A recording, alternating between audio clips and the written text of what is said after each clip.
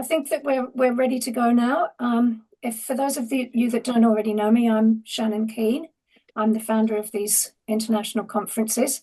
I hold a BA in psychology and philosophy and a master's in neuroscience. In 2011, I founded and continue to run the Australian Register for Disorders of Consciousness at the Australian Brain Foundation. In early 2023, I launched the Locked-In Syndrome Community Forum on Facebook. And in 2024, I was commissioned by Routledge to write a book about locked-in syndrome. This book has just been published and we're all very proud. We've got quite a few people here today who were contributors to that. Sorry, someone's just popped in. Who were contributors to that. It contains chapters written by 12 people living locked in and 3 other chapters by professionals working in this field. It's available to purchase through Routledge or to order through any bookshop, or it's also available as an ebook. I'm Australian and I'm happily married to my husband, Max. We live part of each year in Sydney and part of each year in England. And my co-host, Bauke van Balen, who you've just seen, I think he'll probably introduce himself. Do you want to introduce yourself, Bauke, or shall I do it? Could you put the name of the title of the book in the chat? I certainly will. Yeah, I'll do that for you. I'll do that for you now. Bauke, would you like to introduce yourself or shall I talk about you? I can introduce myself. And maybe from now on, just in technical terms, it's best if someone has a question to just put it in the chat and not use the microphone. Yeah. My name is Bauke. I think most of you probably maybe even know me by now. I've been co-hosting this webinar together with Shannon for the last 3 years. This is the 3rd time. I'm 27 years old. I live in the Netherlands, in Amsterdam, where I am also right now. And I am doing my PhD in philosophy and ethics of lived experiences of people with locked-in syndrome and their experiences of communication and personhood and the implications for assistive technology design, specifically brain-computer interfaces. So I work together directly with neuroscientists that develop this technology, but I focus more on the philosophical and ethical aspects of it. And my background is like Shannon in psychology and philosophy. I did neuropsychology and philosophy, and I'll be doing the technical support today. So hopefully you will see me as least as possible. Except that I'm also apart from all his technical support, he's also going to be doing a presentation for us at 20 past 10. So we'll get started now, if that's all right. Yeah. The first presentation is from a wonderful woman. She's called Wenche Loseth, and she's from Norway. She comes from Ulsteinvik, a small town in Norway. She's 65 years old and she's got 3 children and 6 grandchildren. She used to work in an elementary school as a student assistant. In March 2000, at the age of 39, Wenche suffered a serious brainstem stroke that led to locked-in syndrome. She became paralyzed throughout her body and needed help with everything. She could blink her eyes for yes or no. For 2 years, she was hospitalized in various rehabilitation institutions. During that time, her house was rebuilt and adapted with assistive technology. The goal was for her to continue to live her life and to remain in her house together with her children and family. Afterwards, computer became key tools for her and she was able to communicate with others. Wenche has written a book about her rehabilitation process and worked as a web editor in a kindergarten. She has also contributed to the book that's just been published. So this presentation explains Wenche's life and her life experiences. She's been very unwell recently and she had intended to do more work on her presentation, but she's had to send what she's done to me and I'm going to read it out to you all. So I apologize for some of my pronunciation because I'm not Norwegian, but I'll do my best. So this is Wenche doing a painting using her mouth. She's a highly skilled artist, as you can see. So I'll speak in the first person rather than change it all the time, but this is Wenche's words. My name is Wenche and I come from Ulsteinvik. I suffered a brainstem stroke and ended up in this situation on the 8th of March 2000. I need help with most practical tasks in my daily life. It's been a long road to get to the everyday life I have now. I live my life with my family, my 3 daughters and their children, and I live in my own house. Over time, I've reclaimed the roles that I lost on that March day in 2000. I've focused on the future because that's where I can make a difference. The past I cannot change. It's already lived. This is myself 2 months after the brainstem stroke. I couldn't eat, I couldn't speak, and my entire body was paralyzed. This photo is from a short visit home before I was transferred to Sunas Hospital from the Alisund Hospital. I'd been in the LIS state for 2 months, and my rehabilitation had begun. For any of you who have seen previous webinars of ours, the Sunas Clinic has done presentations for us, and I actually went and spent some time working there. And I think Tina Fluke, who's talking about communication devices, I think she's also going to speak about Sunas. To regain control over my daily life, the word threshold came up already in the first week after I returned home, 2 years after being in a rehabilitation institution. This applied to people coming and going. My home and my body had become someone else's workplace. Everyone meant well and they wanted to help. The support system that was to be built around me, especially the nursing home services, planned the assistance that they would provide based on their own needs. I didn't dare to protest at first. My own politeness told me not to. I accepted most of it because I didn't dare to do otherwise. To the municipality, I was a patient who was not capable of making my own decisions. They hadn't taken the time to understand what kind of needs I had. I didn't know much about the situation I was in either. I couldn't find anything on the internet either. The only thing I was sure of was that I knew what I wanted. Maybe that was enough. This was my starting point. I quickly realized that I had to start somewhere. I had a switch installed so that I could operate the front door myself, so that I could open it on my own, preferably when it suited me. Then I forced myself to go outside, first to meet the local people, then more. I had spent a lot of time at home on leave, so I had some idea of where this path might lead. I then started working with the municipality to help them to understand that I wanted to live. I truly wanted to reclaim the roles that I'd had before, especially the responsibility of being a parent. My family and children were not considered topics by the support services. The words were there, holistic, but the practice was something entirely different. The municipality wanted to provide care to keep me alive on their terms. That was not what I wanted. I wanted help to live. This was many years ago, but I know that many still struggle with these kinds of attitudes in the support system today, and I would continue to fight this system for many years to come. I have BPA, user-controlled personal assistance, during the day and the evening. At night, I use home nursing services. I find it helpful to stay in touch with healthcare professionals as I need them from time to time. I chose this arrangement myself because it allows me to have some time during the day to myself. I've been clear about how I want things to be all along. I've found that when I'm clear, it's easier for the support system to work towards the same goals with me. This is what's normal for me now. I have many unfamiliar hands on my skin. Under my skin, I let no one in. That's my private space to the extent that I have one. I've worked hard not to become bitter. It took many years before I could see myself as a resource and not a burden to others. The adjustment process is ongoing, and the grief over what I've lost is something I'm reminded of every day. I cannot get used to what has happened to me. That's just how it is. I use the Donald Duck method when I work on mental challenges. When negative thoughts come, I run them over with positive ones. I use a mental scale and let the heaviest side be positive, and I keep my focus there.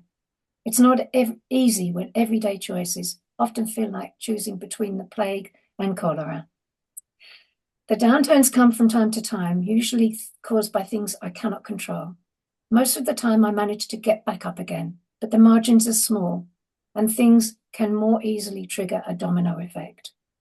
When the public sector continues introducing new rules, restructurings, and reforms, it's usually me who has to adapt to the regulations and the systems that I depend on top of finding new solutions in my daily life. This can apply to everything from advanced medical expertise to the most basic services in the municipality. I experienced becoming a case in the system when this happened. At first, I didn't reflect on it, but I began to miss my name, my identity. The system segregated me from the concept of being human. I also started reacting to how many people had opinions about me, often about things that I considered very private. 3 to 4 months after I moved back home, I received meeting notes from the municipality. Those involved in my home nursing care had held a staff meeting about my private life. I felt awful. The letter made me realize just how exposed I had become. Even my clothing preferences were mentioned because they were focused on what was easiest for them. I use a fair amount of resources at all times and try to protect myself. I work to preserve both my own and my family's integrity. Over the years, I've experienced changes. My municipality has become more flexible and provides much better accommodations today. In my experience, the NAV reform is much better than the old system. Digital development has made my life significantly easier and contributed to much more privacy. Not least, the development of assistive devices has been very positive. This is Venka surrounded by her daughters and one granddaughter. She's very loved. When I'm out, I meet many people who don't quite trust me and are unsure. My voice doesn't inspire confidence in others. Everyone sees my disability, but what's between my ears, people don't see that. It can be both embarrassing and amusing when people try to figure it out. The people I meet in everyday life are average citizens. Average citizens aren't specialists in communication and disabilities. I don't think anyone can really expect them to be either. This is something that rehabilitation institutions need to think about more, preparing people to go out and to live their lives again in society. Fellow citizens perceive me very differently after this happened to me. It's not meant to be hurtful. Most are simply distressed on my behalf. Average citizens don't understand that I'm still the same person that I was before. A clear example of this is driving. No one can understand that I drive a car with the driver's license that I got when I was 18. Everyone just assumes I retook the driving test after my stroke. Many people associate strokes with having forgotten your past life and all your life experience. I'm no exception, especially when people hear my voice, even though they fully understand what I'm saying.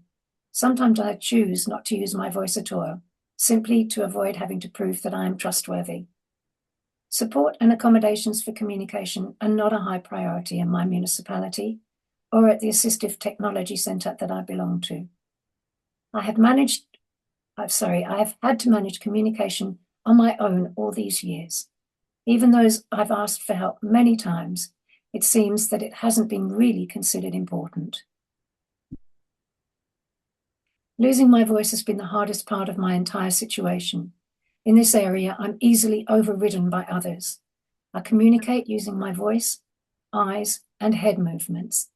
I prefer using email when communicating with strangers. I must admit, unfortunately, I've experienced many communication violations. Some of them were so serious that I had to address them afterwards. I've also learned how to prevent unpleasant situations. No one is allowed to touch my body until communication with the person who is going to help me has been established, so that I can explain what I need help with and be prepared for the activity that follows. It's a bit too easy for staff to get overly comfortable with my body, but it is my body. I've had and still have many thoughts and questions over the years. I guess that's just how it is.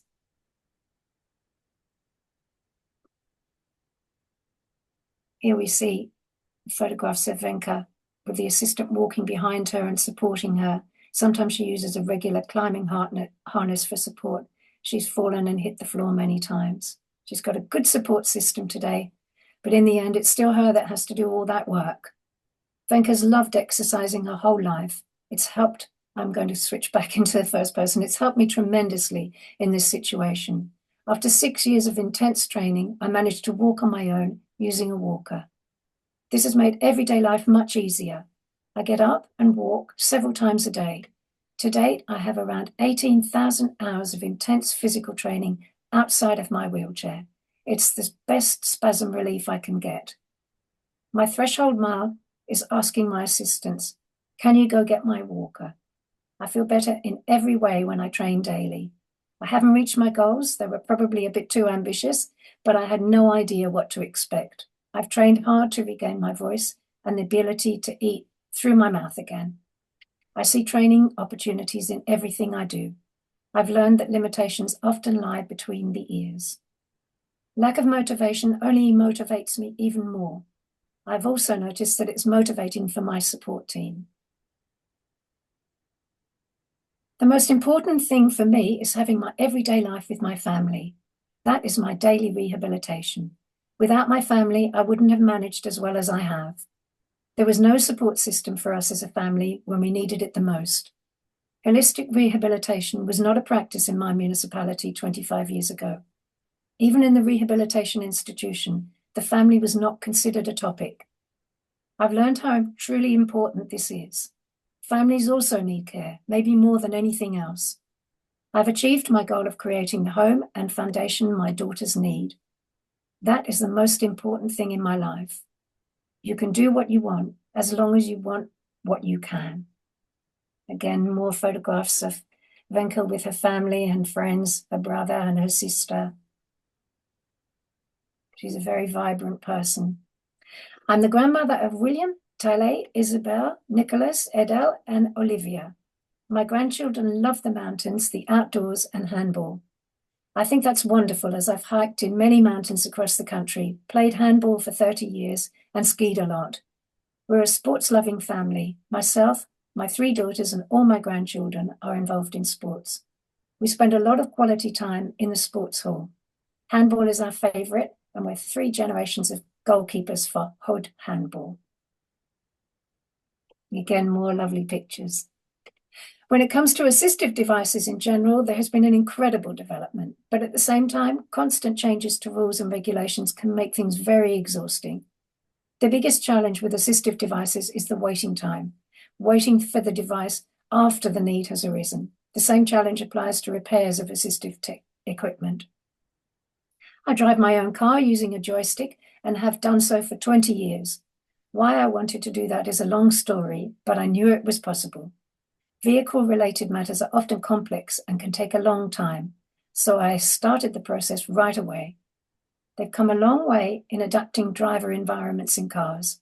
In August 2018, I received my new car. Over those 13 years, the development has been incredible. I can't imagine everyday life without the ability to drive my own car.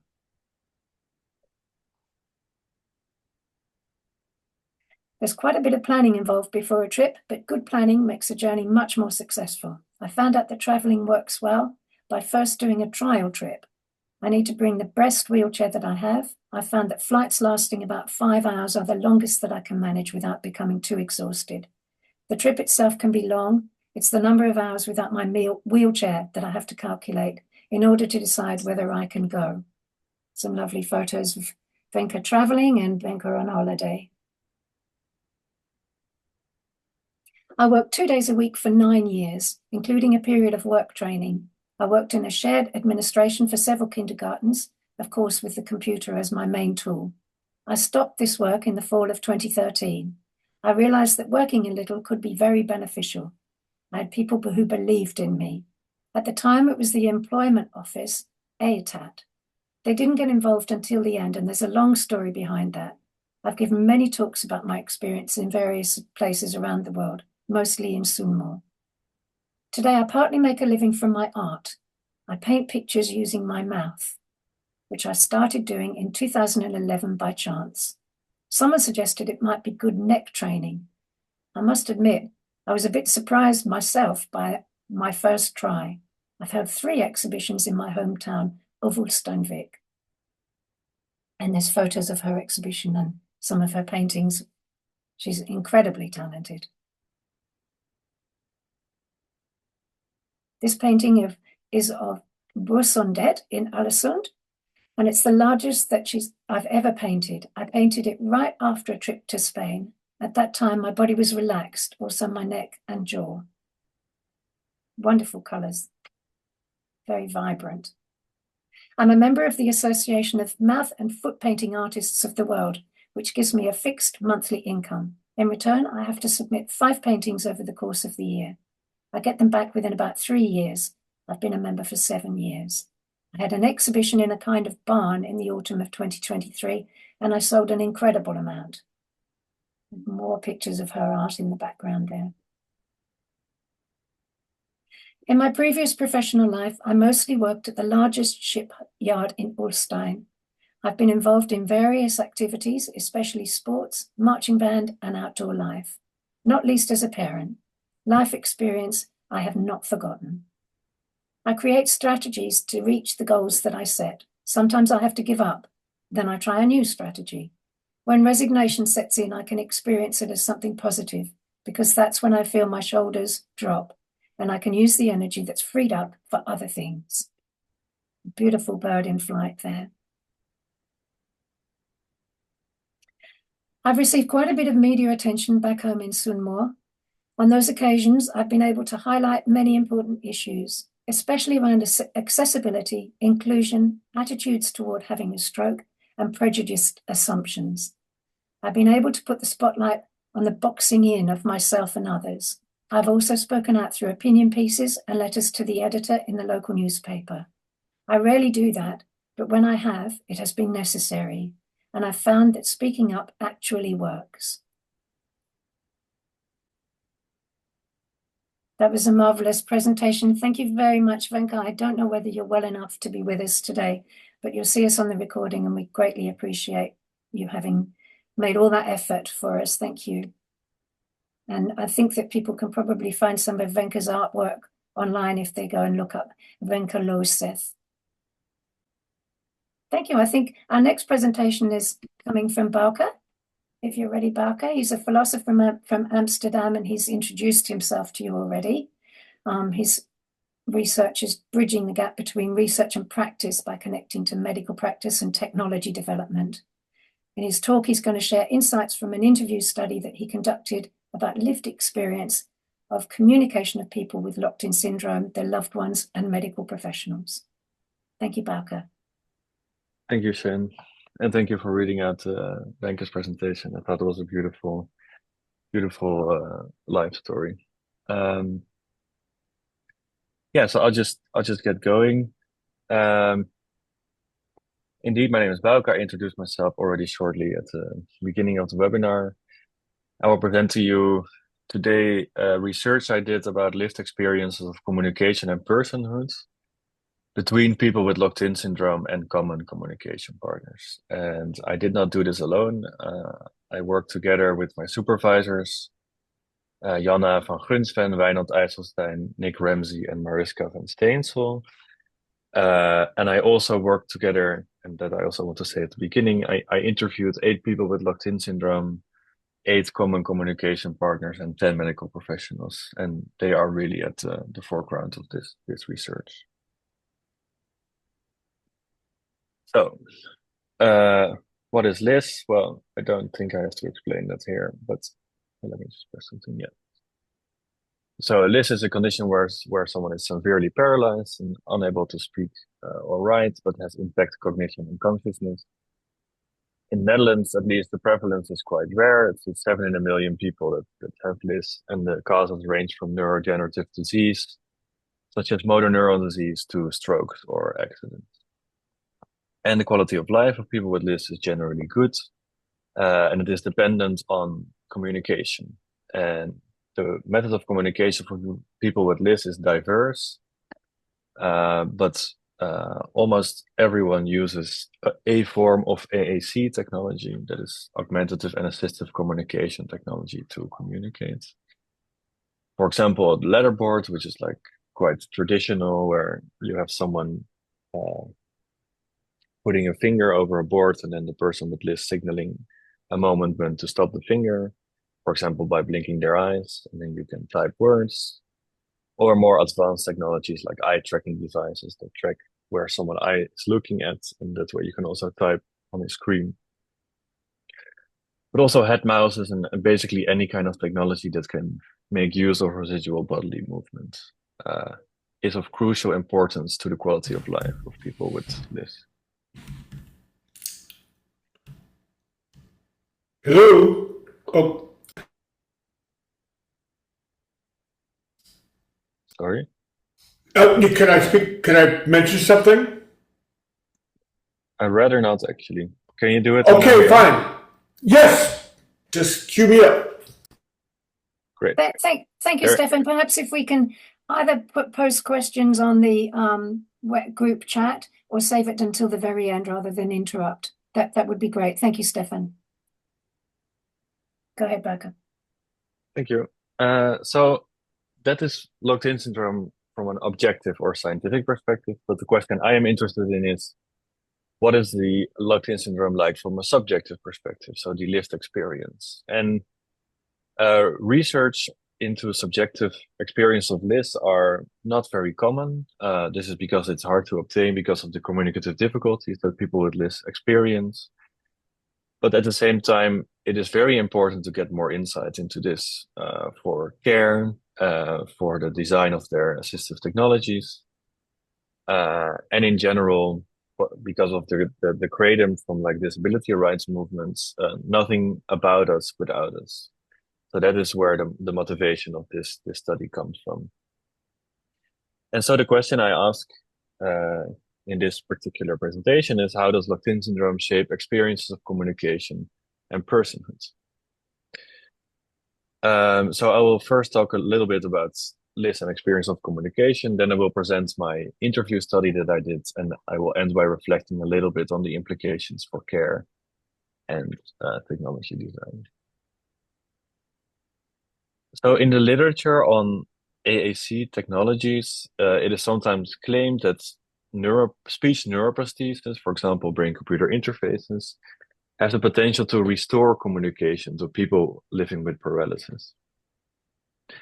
And there we see a particular notion of communication, namely communication as the ability of a person to transfer information across to someone else. For example, being able to signal yes or no, or I am thirsty, or I am good, and so on. But I want to ask, what if exchanging words is not the same as communication, as one of my interviewees said? Maybe communication is more than just the sharing of information.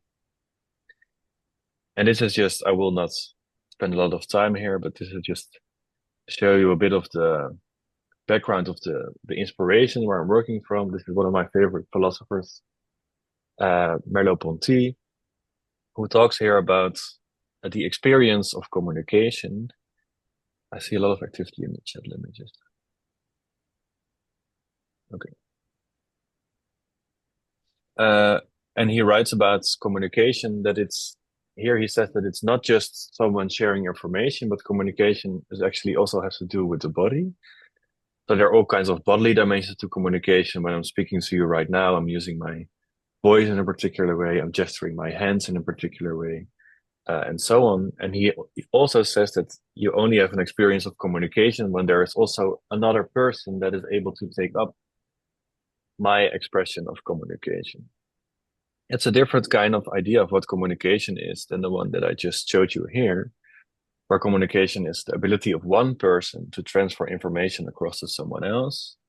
From this philosophical perspective, you would say that communication is actually a phenomenon where at least two people are interacting with each other through bodily interactions and speaking.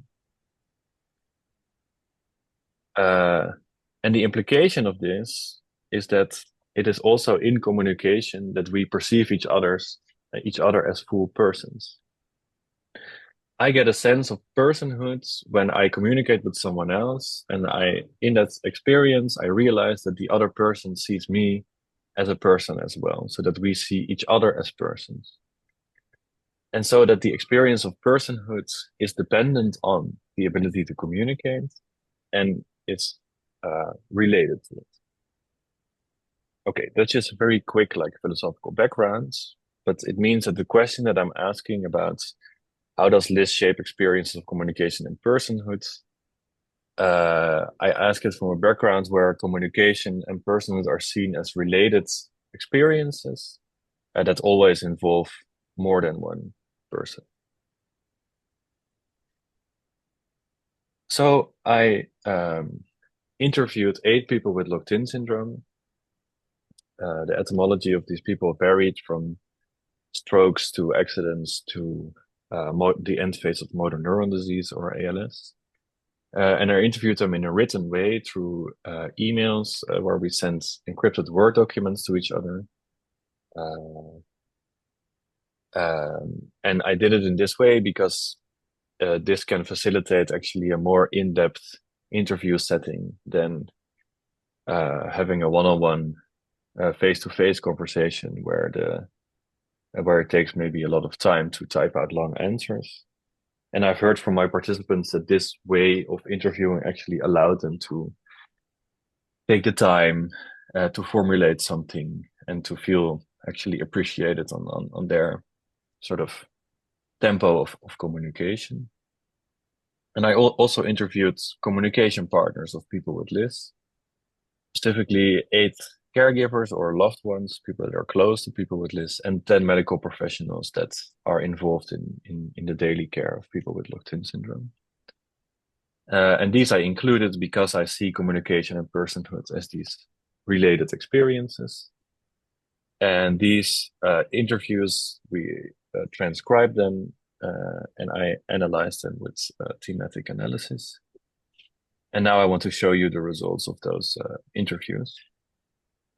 I will also add quotes, anonymized quotes with all the things that we found. And maybe just good to know that some of it's maybe, it's not the lightest material to say it like that. Okay, so these are the 3 themes that together I think describe, or hopefully describe, typical experiences of communication and personhood of people with locked-in syndrome and their common communication partners. So I'll just read it out. The first thing that we found is that everyday access to social contact is highly precarious for people with LIS. Communication technology and residual bodily movement signify a mutual lifeline between people with LIS and their social others.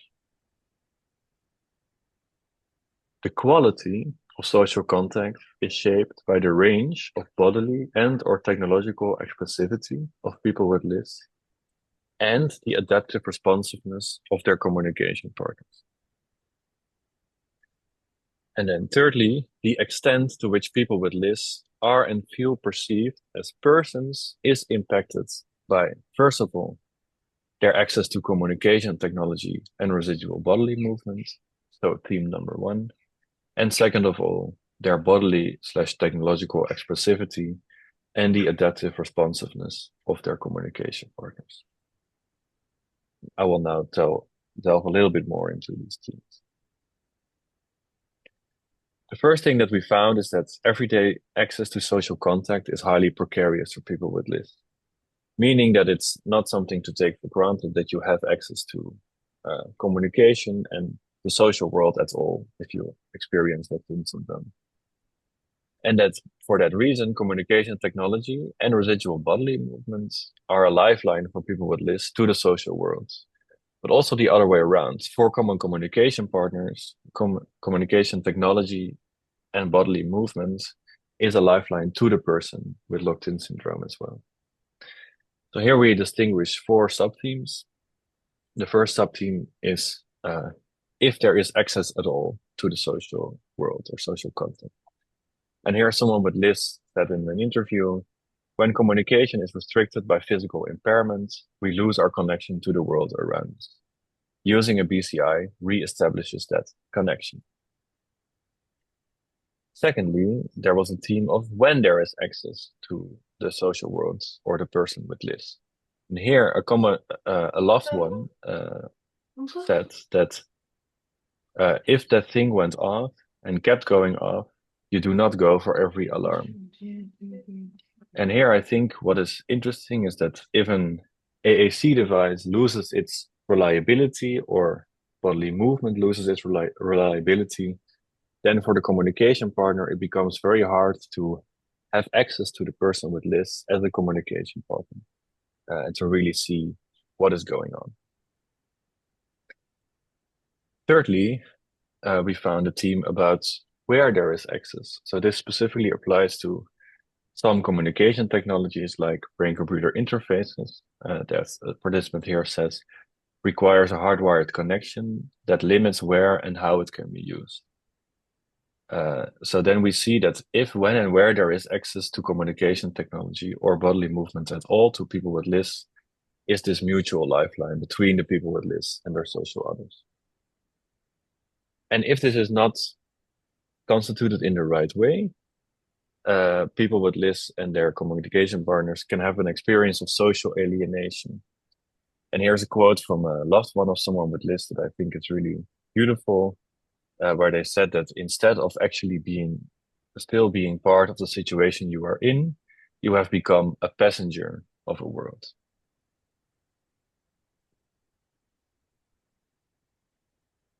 The second thing that we found is that the quality of social contact, so if it is able to get off the ground at all because of this access, is then shaped by the range of bodily and technological expressivity of people with LIS, and also the adaptive responsiveness of their communication partners.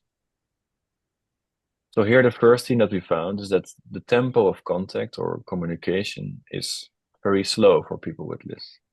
And someone said about this that if communication happens very slowly, it is more like a question or a command. Exchanging words is not the same as communication. The second thing that we found is that the tone of contact is also shaped by the technologies that they use. Here someone said about using their AAC device that my tone is a big issue. My husband always thinks I am mad. My kids always think I am yelling. And my mother thinks I am blaming her for everything. But besides this more slow experience of communication or maybe a more computerized tone, I also found very interesting new forms of contact that arise between people with LIS and their communication programs. For example, someone with LIS sharing that I blink to communicate numbers and times. To have my nose cleaned with a Q-tip, I stare cross-eyed at my nose. To put on lip cream, I pucker my lips. To show I'm hot, I hang my tongue out like a panting dog. To brush my teeth, I tap my tongue on my front teeth. My husband and I form an O with our mouth to signal, I love you. Where I think you also really nicely see that communication always requires two people that are on the same wavelength. And finally, also new norms of contact emerge between people with LIS and common communication partners, by which I mean that here a medical professional says that you must remember that there is a person in front of you who communicates more slowly, who needs time, who communicates, wants to express themselves. You want that person to be present. They are not stupid. You have to treat that respectively, be patient, look at them, address that person. Where you see that there's a new norm of contact, which maybe requires more slow communication, but then it is still possible to have a typical experience of communication. These two things, so the access to communication technology and residual bodily movement, and secondly, how this bodily movement and the technologies shape their experience of communication, together constitute the extent to which people with locked-in syndrome are and feel perceived as persons. So here I have three quotes that illustrate this. First, from a person with LIS, that says that I now have a much greater appreciation of what is all involved in speaking. Without the ability to communicate, you might as well be a statue in the corner. And a last one describing about her experience of her mother that actually became completely locked in. And she describes here the difference in experience between having some kind of bodily expression and nothing, where she says, it was a huge change for me. It has become harder to see her as a person. When all communication disappeared, I have to say that until then, even it was the smallest thing, I saw my mother as a person.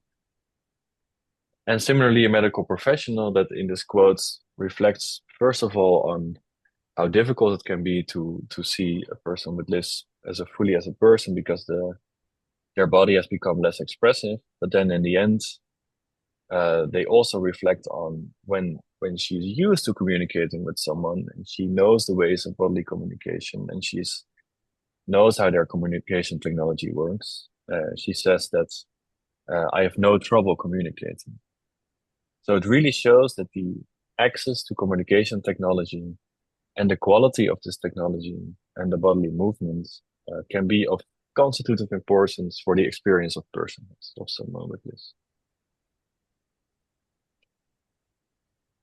So this is the question that I started with, and I will get to a kind of conclusion. Conclusions, I think, from my interviews are, first of all, that people with LIS experience a precarious contact with the world, and that communication partners of people with LIS experience precarious contact with them. Thirdly, that the quality of this contact that is established is dependent on the design of communication technologies, bodily expressions, and how people with LIS and their social others relate to them as communication partners. And very importantly, I think from my study, it shows that LIS can make it more difficult to be perceived as a person, but that this experience of personhood is drastically dependent on communication technology, residual bodily movement, and the skill of communication partners. So what does it mean for care and the design of AAC technologies? I think that the first theme, so the access to communication, really shows that AAC design should focus on, first of all, on if, where, and when can they be used. So it should be reliable devices. It can be taken outside. It can be taken in day and night.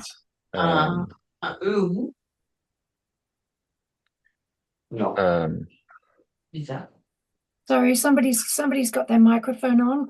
Would you mind everybody please making sure your microphones are off, because being interrupted halfway through a presentation is extremely difficult. I'm sorry, Birkin. No worries, thanks, Jen. And secondly, I think what this first theme shows is that it is crucially important in the care for people with LIS that there are medical professionals that can establish a reliable mutual form of bodily communication, like an eye blink or a letterboard or something that they can reliably signal yes or no. If that's okay, so that's like the first part, I think you get into the second, more richer parts of the implications, which is that I think it's actually very important for AAC devices to focus on voices with richer intonations that can be varied in tempo, but also that allow for more emotional and bodily expressions. I think my research also shows that maybe the importance of something like nodding or saying or all these kinds of things that signal when is it your turn to talk, when is it my turn to talk, but also the ability to express emotions, maybe with emoticons or other kind of bodily expressions, can really facilitate a better experience of communication between people with LIS and their communication partners. But also think of the communication partner. So maybe have a screen that also has a backside where it can signal to the other person, hey, I'm typing now, or hey, I want to take a turn in speaking. So really include the other person in communication as well. Secondly, I think it really shows that it's so important for people with locked-in syndrome to have access to familiar medical professionals, people that are used to working with them, who understand their bodily expressions, who understand their tempo of communication, and so on, because it can really help with their experience of being seen and treated as a person. And related to that, that it's very important for communication partners, so loved ones and medical professionals, to adapt to all kinds of rich forms of communication, bodily communication, that already exist, but that may be hard to see from a kind of third person perspective. I think I'll stop there. And if there are any questions, I'm very happy to answer. Thanks a lot for your attention. And it was great to share my research on this stage. Yeah. Thank you, Barker. That was really very, very interesting. And it backed up a lot of the things that had been talked about in the previous presentation by Venka about how frustrating it is not to be spoken to as a person anymore, and how important it is to look at all aspects of communication. It's very carefully done research. Thank you very much, Bauke. I think, Stefan, you have a question? Yeah, I really appreciated your discussion, and I wanted to mention also the person that inspired me to get into this area was Dr. Femke Nijuber. Oh, I'm an American. I'm so sorry. And there's a lot of reasons I'm sorry, and being an American. But she's done any number of papers and research on quality of life for locked-in people. So I'd highly recommend her work, which is I just Googled it and it's easy to find. There's a lot of papers, and anyway, she's an inspiration to me, and also someone that's looked deeply into quality of life and locked-in syndrome. She is. Yeah, She's a thanks. wonderful person. Thank you very much for bringing that to everyone's attention, Stefan. I worked with Femke several years ago, and in fact, she co-hosted with me before Bauke came on board. So that was probably 4 years ago.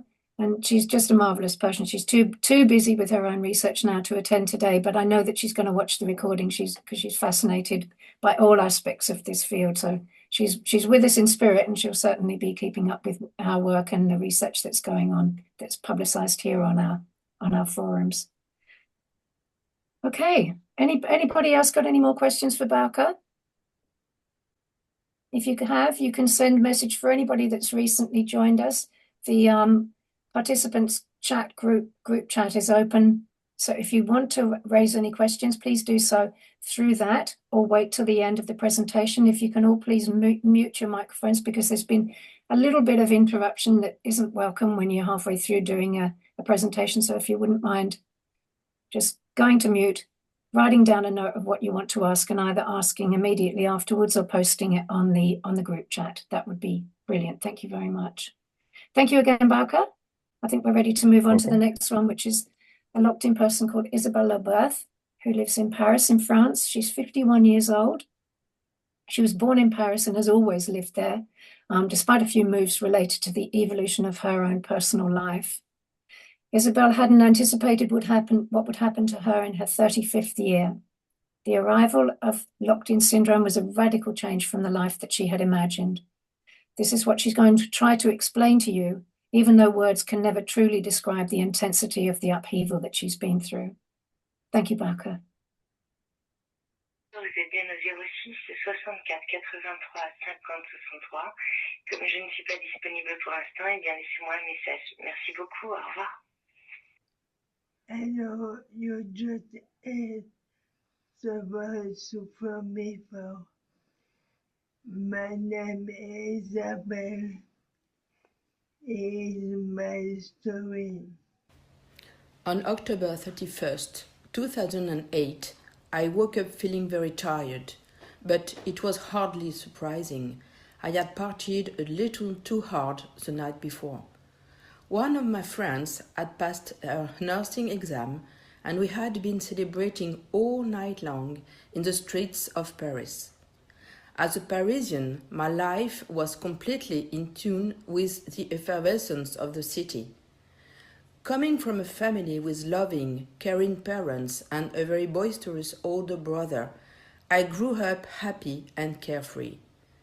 After earning a degree in medicine and social work, I decided to study psychology at university, where I wanted to become a child psychiatrist.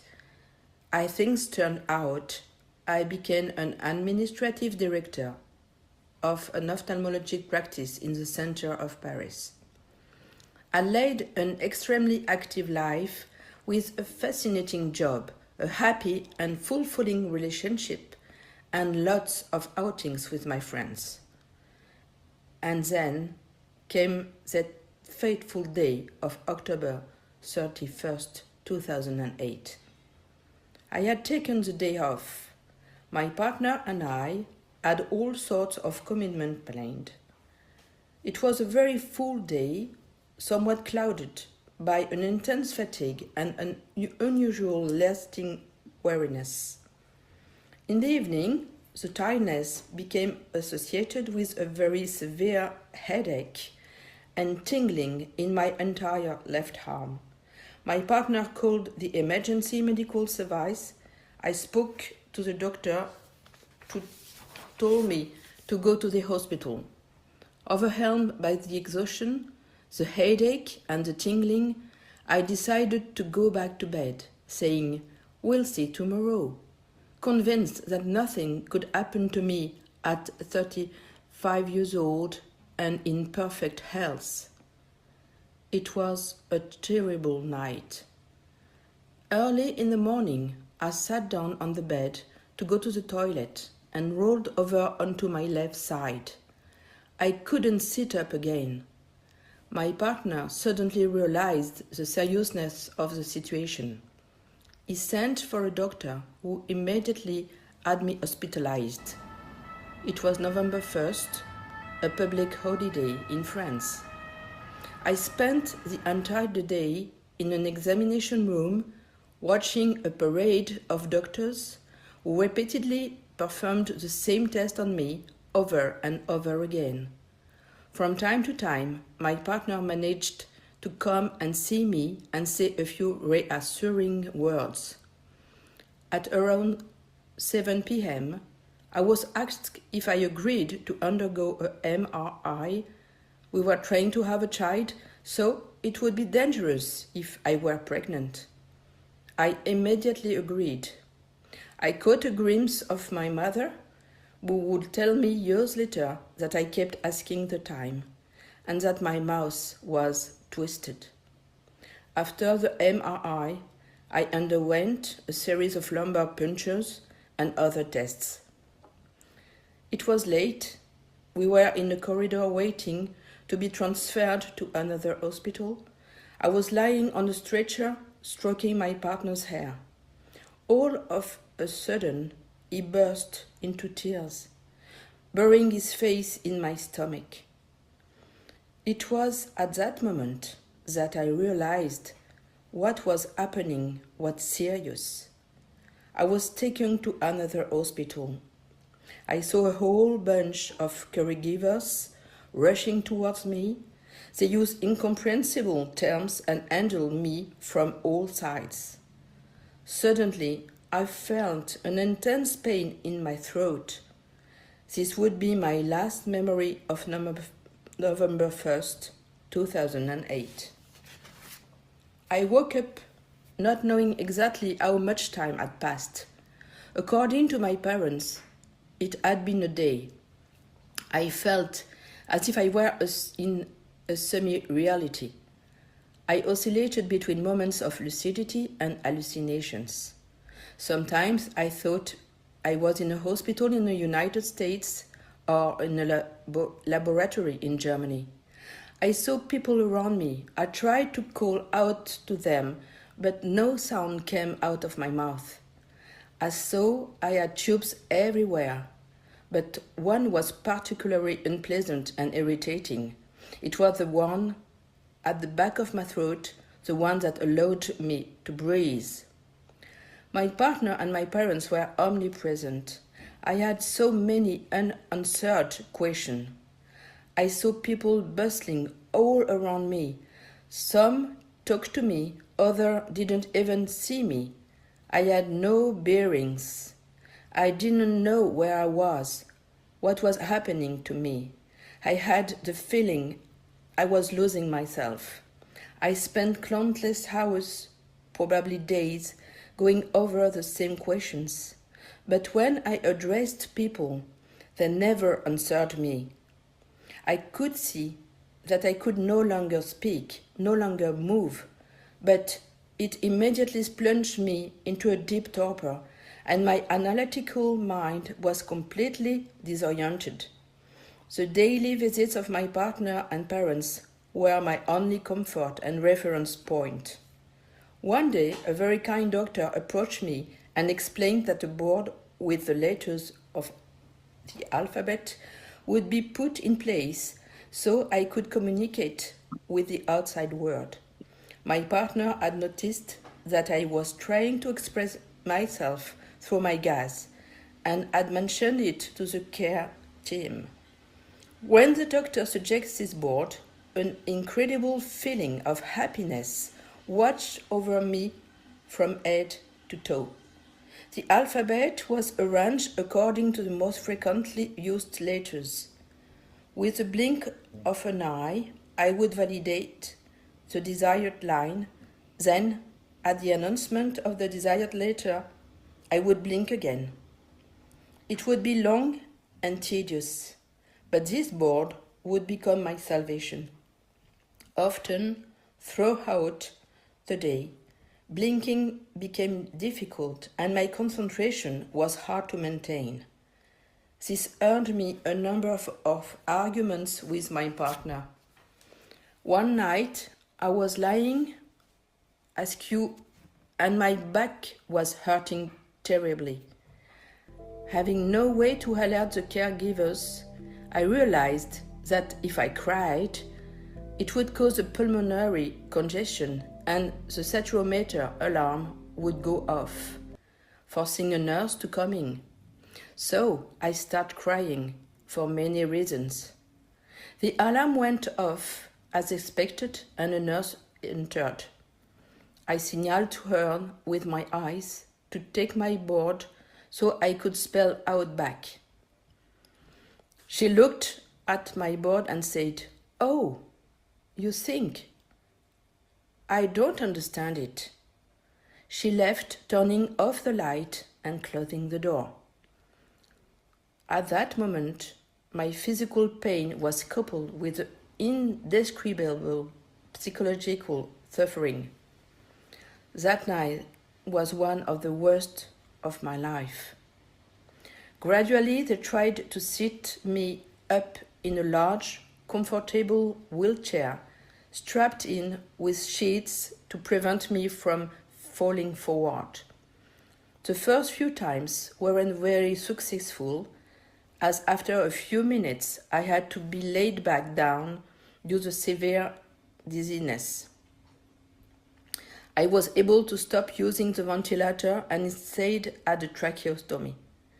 I also had a nasal feeding tube for nutrition, hydration, and medication. But this was later replaced with a tube directly into my stomach. At that time, it was unimaginable to consider continuing my life. Unfortunately, I had no way of stopping this new life that was being imposed on me. I did try asking my partner for help, but he flatly refused. In hindsight, I agree with this decision. One day, my parents were allowed to take me for a walk around the hospital grounds in my big, comfy VIP chair. They wanted to take me to the cafeteria downstairs. The elevator arrived and they pushed my wheelchair inside. Facing the mirror, I saw a bloated woman with a hole in her throat, disearved hair, and a lifeless body. I screamed internally. The shock was so overwhelming that I couldn't even spell the word mirror on my board. My parents and the people around me wondered why I was in such a desperate state. It took me several minutes to explain to my parents. I hadn't seen myself in months, and the shock was terrible. Following this incident, the speech therapist had me work in front of a mirror every day. Speech therapy was particularly difficult as I couldn't do any of the exercises. Opening my mouth, sticking out my tongue, nothing was possible. I enjoyed physical therapy more, although it was only passive mobilization. One evening, I asked my partner to give me a pen to write because I was tired of spinning everything out. He said no, it wasn't possible. I repeated my request, emphasizing it with irritated blinks, but he refused again. He then got up and left the room without a word, leaving me annoyed and puzzled. 2 minutes later, I saw him return accompanied by a doctor. At that moment, I cursed him, thinking he had gone to complain about me. The woman came up to me and asked if I wanted a pen to write with. I closed my eyes in agreement, and she replied very gently, "But, miss, it's not possible. You can't move anymore." At those words, my eyes fell on my hands, which remained completely still despite all my efforts to move them. The inner pain I felt was indescribable. It was as if a bomb had exploded inside me. Even 15 years later, I can still feel fragments of that harsh reality. I don't know why I still hadn't realized that I was completely paralyzed. Perhaps it was a bit of denial that made me believe some possibilities still existed. My boss would regularly visit me, but on that day, for the first time, I refused to see him. It was too devastated. I spent 6 months in intensive care, 6 months constantly hooked up to machines, 6 months being fed and hydrated through a tube. It took them a long time to make a diagnosis. After weeks of tests, the results finally came in. A foodborne bacterium, listeriosis, had nestled itself invisibly in my brainstem and then became its agent. It was after 6 weeks that it dealt the final blow. The night of October 31st was my official encounter with listeria. The damage caused during the incubation period is dramatic and irreversible. This bacterium can be found in uncooked foods or raw milk cheese. For there to be consequences, a large quantity of the food must be ingested. I therefore had to recall the so-called sensitive foods I had eaten 6 weeks prior. After many hours of reflection and mental anguish, I remember a cheese I had eaten in large quantities during my vacation in the south of France. I will never know for sure if this cheese was 100% responsible for my collapse, but I have strong suspicions and a real gut feeling about it. One day, I was told I would have to go to a hospital with a rehabilitation center. This was to be my new home for the next 18 months. On the second day, the nurses wheeled a stretcher into my room and told me, "Go to the shower." It had been 6 months since I had only had bed bath. Suddenly, I was terrified of the idea of having a jet of water on my body. In the ward, there were quite intensive rehabilitation with, every day, psychotherapy, orthopedics, occupational therapy, and psychomotor therapy. The only small problem was my physiotherapist was visually impaired and I was almost mute. In terms of understanding, we sometimes ran into our own limits. However, it was able to work intensively and regain some movement like grasping with my right hand or standing upright with a support in front of me. An hyperextension of the knees, recurvatum, allows me to stand. My knees lock once I am standing. Walking would be impossible, but being able to stand upright is very useful as it has many benefits. Walking is no longer a priority. The essential thing is to be able to function in the most effective way possible. I met a fantastic occupational therapist who taught me to adapt using the aids available to me. She made me a unicorn to help me read. It's a plastic rod with a non-slip piece at the end that is to be attached around the forehead to turn the pages of a book, using the mobility of the head. It takes a lot of patience and determination to achieve this. Over the years, I regained some mobility in my right hand and I can now read normally, although turning the pages is still tedious. And then there was a speech therapist. I think it was the first beautiful and great encounter of my new life.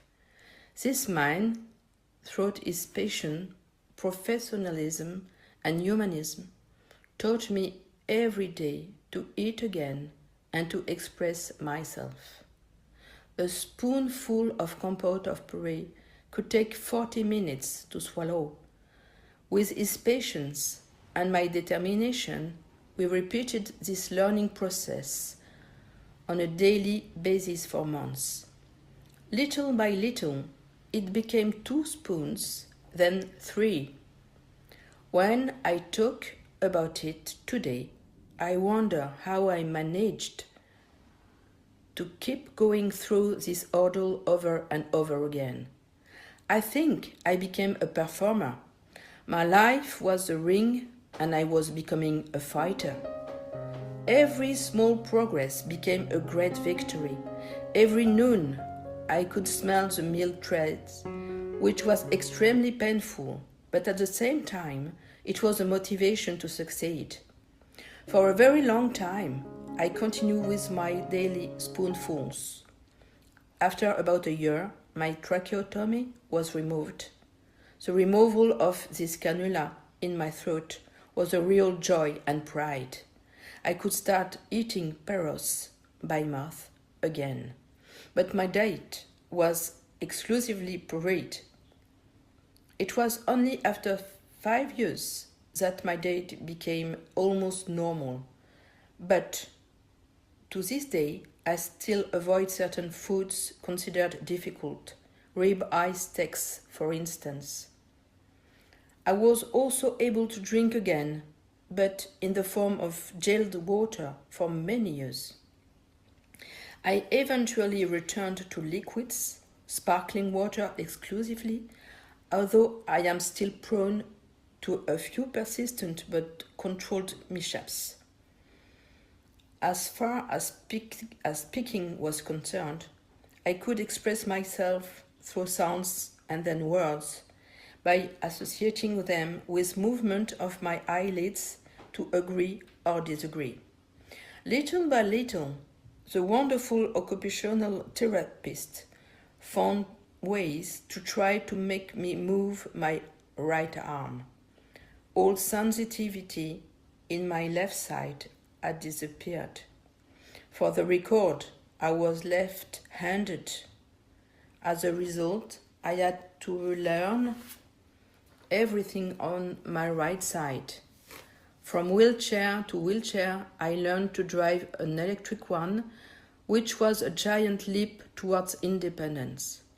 It was a real freedom that I quickly got used to. I stayed there for a year and a half. I knew everyone. People appreciate me for who I had become. My room had become my den. The walls were covered with photos, maps, and drawings. I had an extra clothes rack added.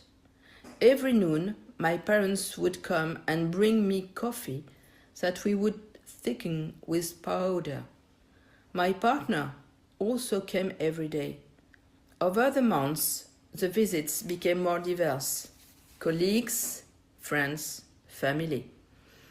Each first time was a profound upheaval.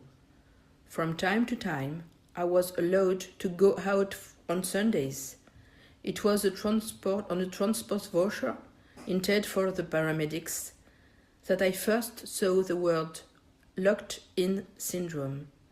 Having read Mr. Bowlby's book, The Diving Bell and the Butterfly, I immediately knew what they referred to. But one day, a big meeting took place with all the therapists and my family and partner to announce that I had to go home. A feeling of apprehension coupled with a fear of the unknown immediately came over me. I was going to have to face this new life stuck in a wheelchair and 100% dependent. During this meeting, they mentioned the need to have home care assistants. I knew nothing about their role and their immeasurable presence. The occupational therapist came to her new home to recommend some adaptations. She suggested we replaced our bed with a medical one. I firmly refused, as it would have a negative impact on the relationship with my partner. However, after the first night in our apartment, I requested a double medical bed because I couldn't physically sleep on our old one anymore. Life as a couple has changed drastically. My partner juggled the shortcomings of the home care agency, my difficulty accepting my new situation, and the challenges inherent in disability. As the years went by, our life together became increasingly unimaginable. I think for a long time he believed he could save me with his love, but unfortunately his efforts were in vain. Everything became unbearable for him. In 2012, he decided to leave. His decision was very difficult to accept, but I will never allow myself to judge him for it. For me, living with illness is an obligation. For him, it was a choice. Unable to support myself financially, I moved to Paris and ended up settling near my parents. My partner's departure forced me to become more independent in terms of organization and administration. I had to take charge of my new life. My days, months, and years evolved through my encounters. I rediscovered ordinary things that became extraordinary. One of the most striking examples is my first swim in the sea. 6 years after my body stopped functioning, it was during my first vacation in a rehabilitation center. There is a special kind of floating loungers called tiralos. The first time I was laid on them, I felt an incredible mix of fear, joy, stress, and happiness coming over me. It was a real tsunami that overturned my heart. The wheelchair that was blocking me from now on is also allowing me to experience moments that would have been unthinkable in my new situation. It made me run in the streets, stadiums, or forests. It has taken me to Mexico, Tunisia, the Dominican Republic, and Marrakesh.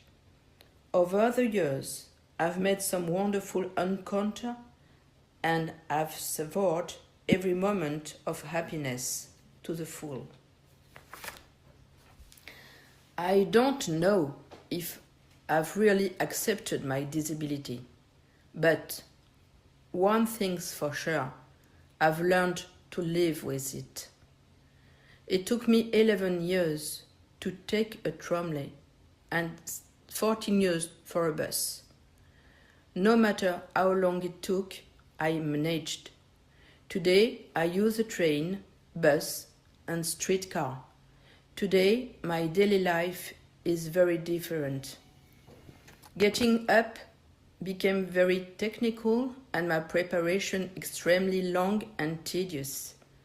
I can now eat on my own, but I have to be careful about the foods I choose. Every day, I go to the physiotherapist who makes me walk and work on my sitting balance. Each season ends with a sequence of sit-ups, which is extremely tiring, but so invigorating. I see my speech therapist several times a week, with whom I work on my articulation and voice. I do a lot of breathing exercises to optimize the abilities I've been able to recover.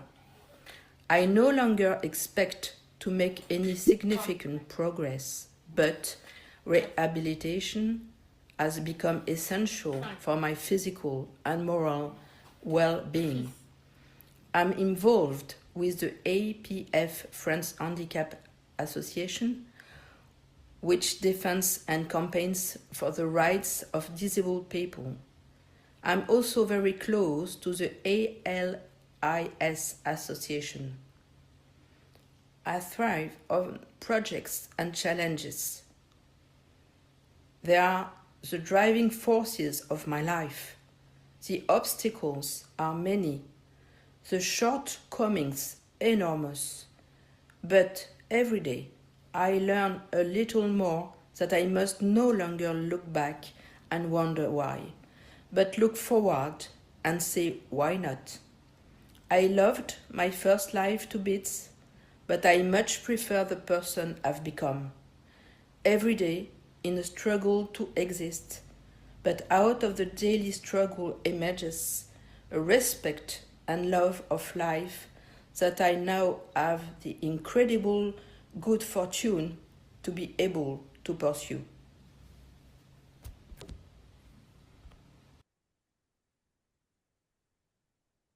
Thank you so much, Isabel. What an absolutely marvelous presentation. I'm not sure whether you're still with us, but thank you again very much if you are. I noticed on the board that your friends and care team had put up that you have showed patience and perseverance. But even more than that, you show incredible optimism and just a faith in a trust in the people around you to be able to help you, and the huge amount of work that you've put in to get yourself so much better and have so many more abilities. It's deeply impressive. Thank you so much, Isabel. If anyone wants to read more about Isabel, she's written a chapter for our book. I'll post the title of the book later on today. It's called Giving a Voice to Those Living Locked In, and it's available from your bookshop. But Isabel and several of the other people today have written chapters, contributed chapters to that book. A life very, very worthwhile following and appreciating. Thank you very much, Isabel. Isabel actually mentioned ALIS there. ALIS is the French Association for Locked-In Syndrome. And interestingly, we now have a presentation done by a group of people who have put together the Belgian Association for Locked-In Syndrome, BALIS, a political scientist by Perhaps you can mute that. Thank you very much, Bauke. Vincenta is a political scientist by training. He has over 10 years of experience in the public sector, particularly in social security, health, human rights, and equal opportunities.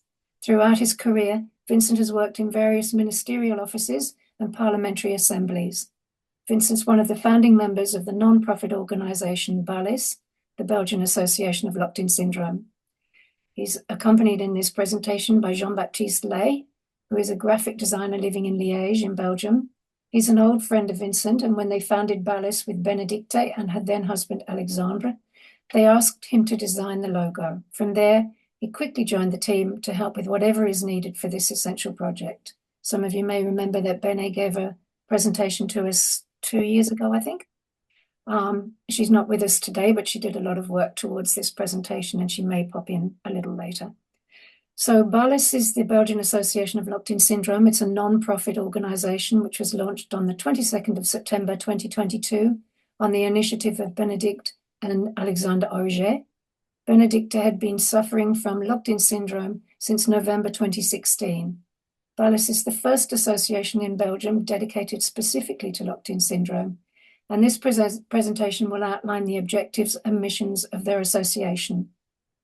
It's a relatively short presentation, about 7 or 8 minutes long, and we will then follow that with a YouTube presentation by Bene of herself and her life. So we'll go smoothly from one to the next. Thank you, Barker.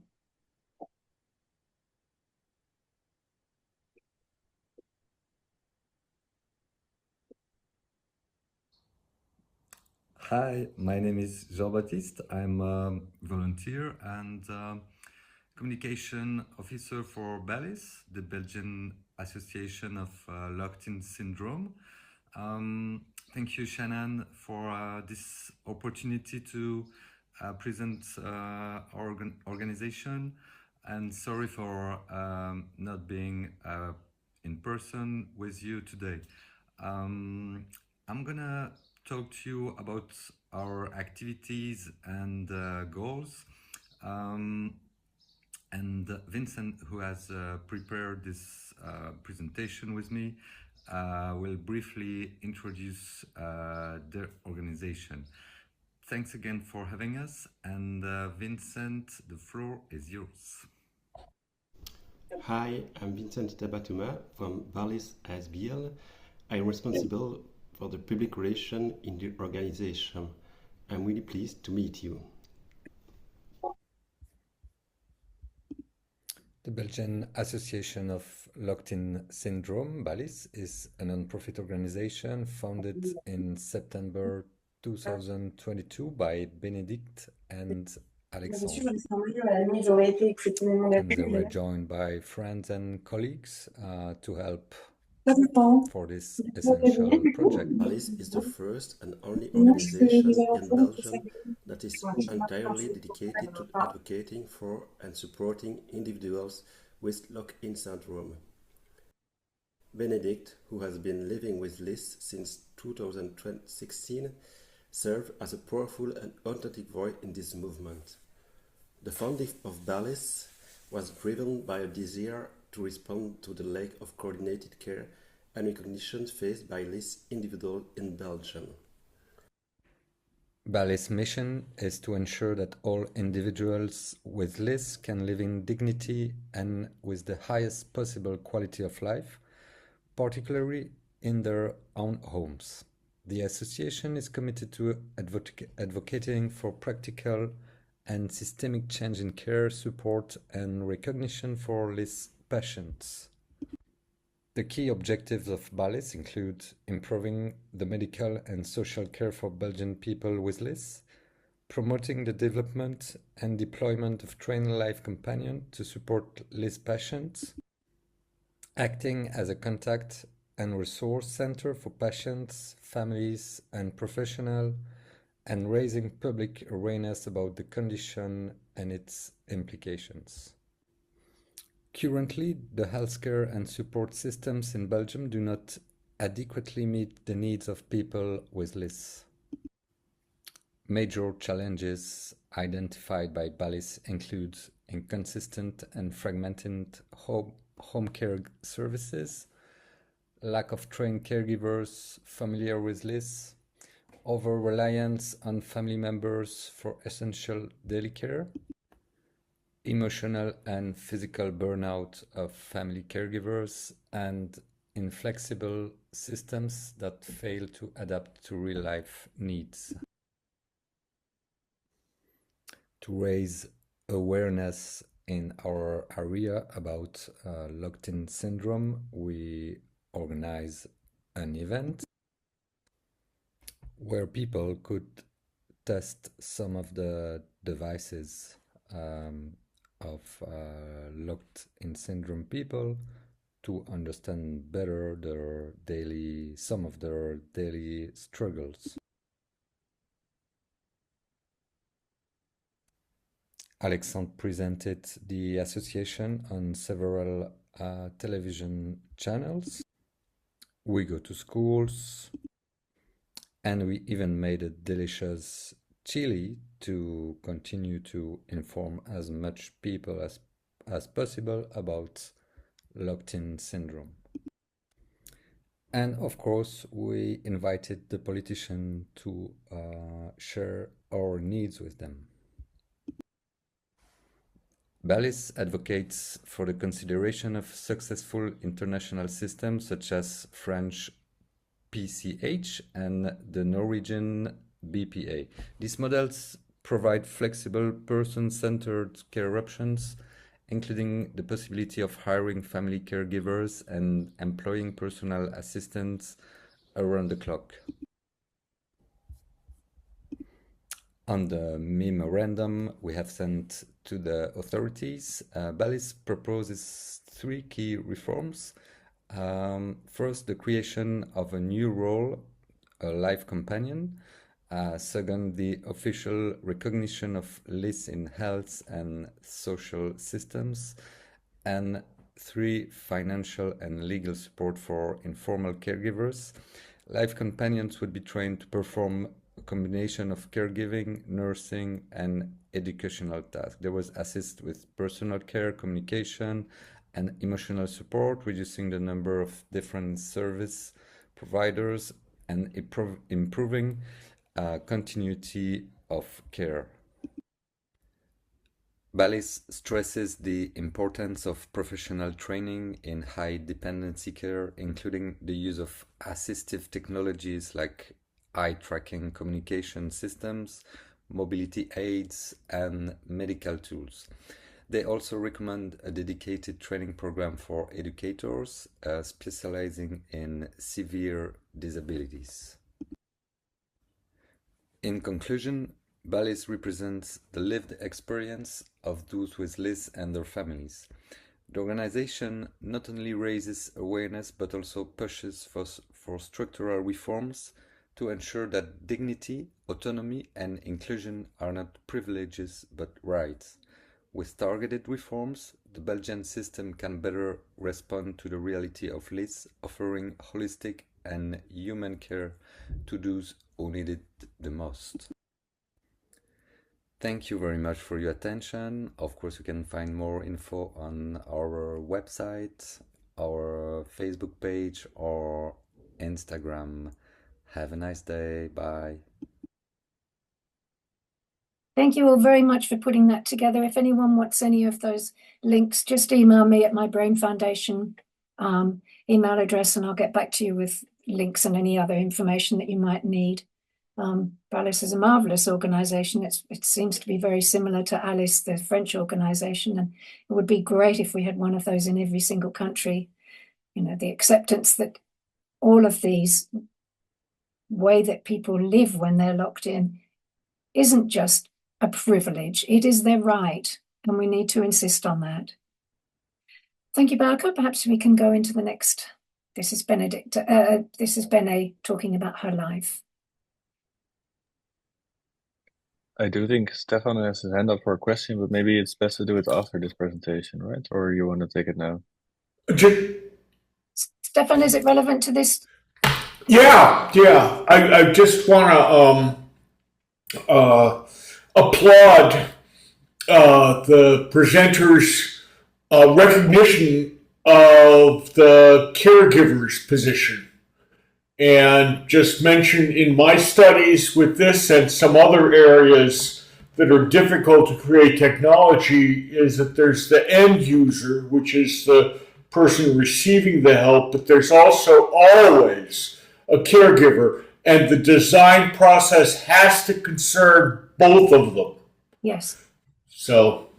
Thank you for that point, Stefan. You're absolutely right. I think we're ready to go, Bauke.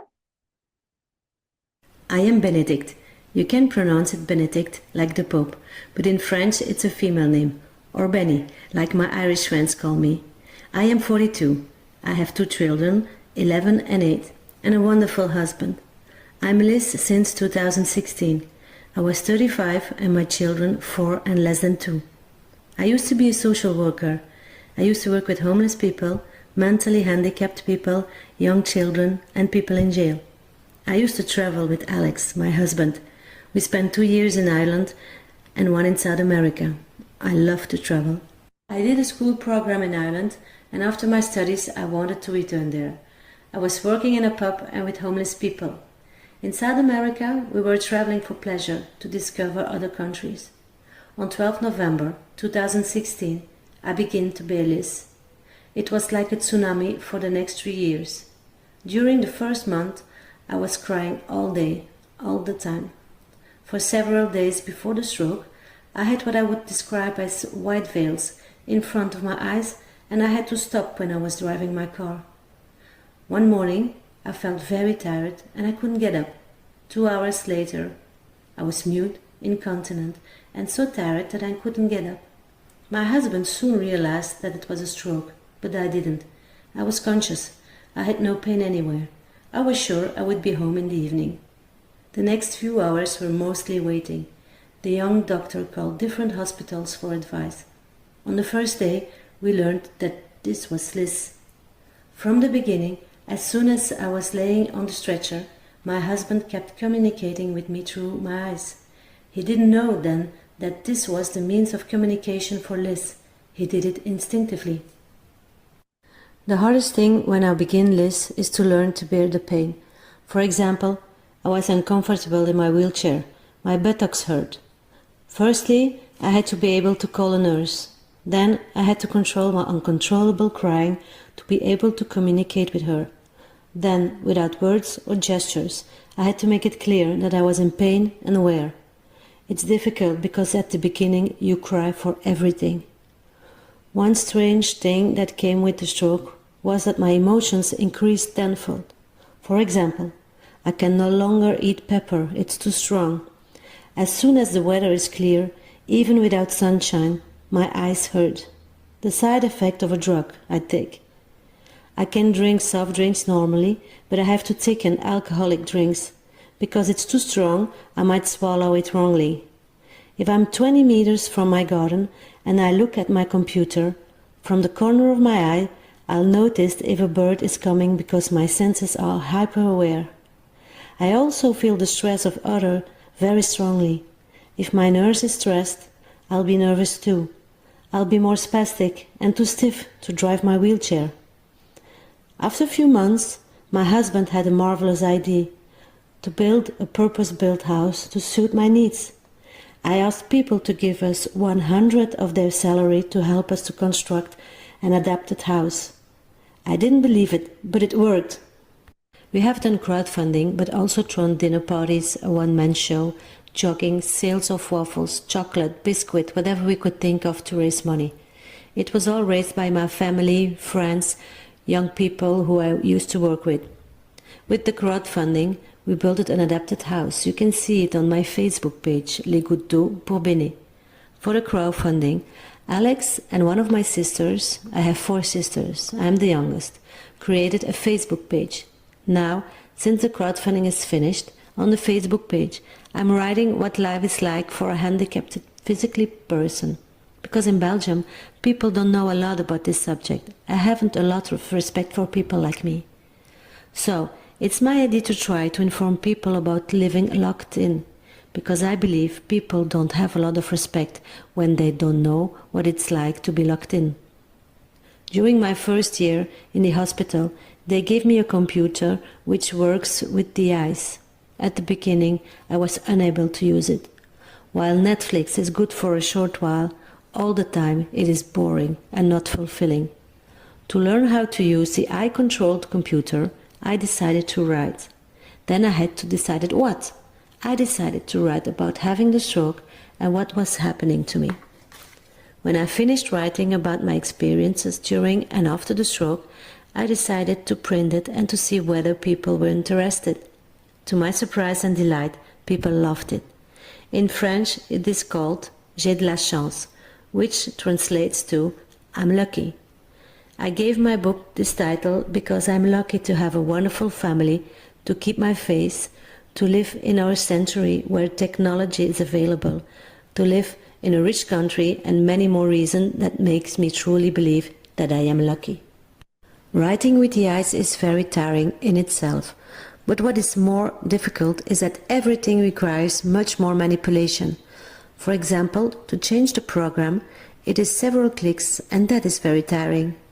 Otherwise, it's quite easy to use, at least for me who knew computers from the age of 18. But I know that it's complicated for older people. What is very frustrating when you are Liz is wanting to talk about your needs but not being able to communicate. For example, you are laying down but your pelvis is not properly positioned. How are you going to communicate this without any words or gestures? Try it for yourself this evening in bed. Or it is difficult when you are cold or hot during the night. These sort of things are very difficult to express. With time, my situation has improved. The emotions that were very, very strong in the beginning have gradually become more manageable. Now, I am sometimes able to show that I'm unhappy without crying. I love and cry in a less extreme way. After a few months, I could move my head, my thumbs, and push on my legs. During the confinement, I learned to drive my wheelchair by myself. It is a very strange feeling, but I felt that my hand was now able to drive.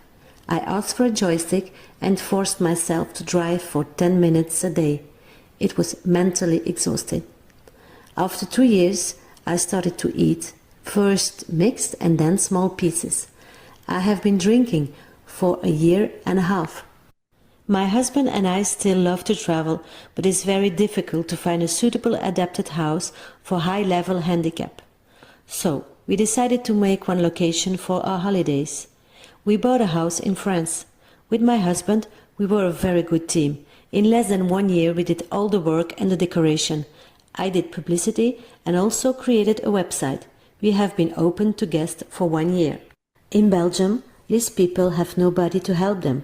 The state doesn't pay for assistance. So, sometimes I'm hungry or dirty, but I must wait for a family member to come back. Life is difficult, not just for me, but also for my family members. It is why we are creating BALIS, the Belgian Association of Locked-in Syndrome. The first goal is to question the Belgian authorities about the necessities of a life lived locked in and impress on them the importance of helping people living LIS. After my stroke, I had to reinvent my life. I used to be a social worker, but without being able to move or speak, it is impossible for me to return to social work. Instead, I have found projects to help me to live and to feel I am helping myself and others. First, small projects like doing a picture album.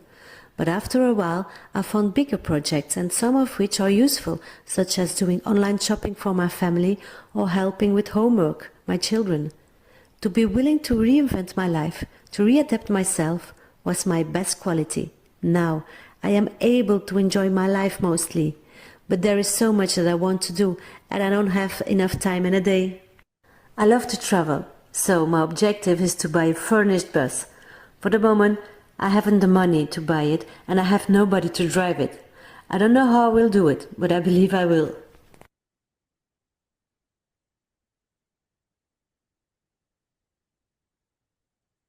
On souhaiterait cela à personne, même pas à son pire ennemi.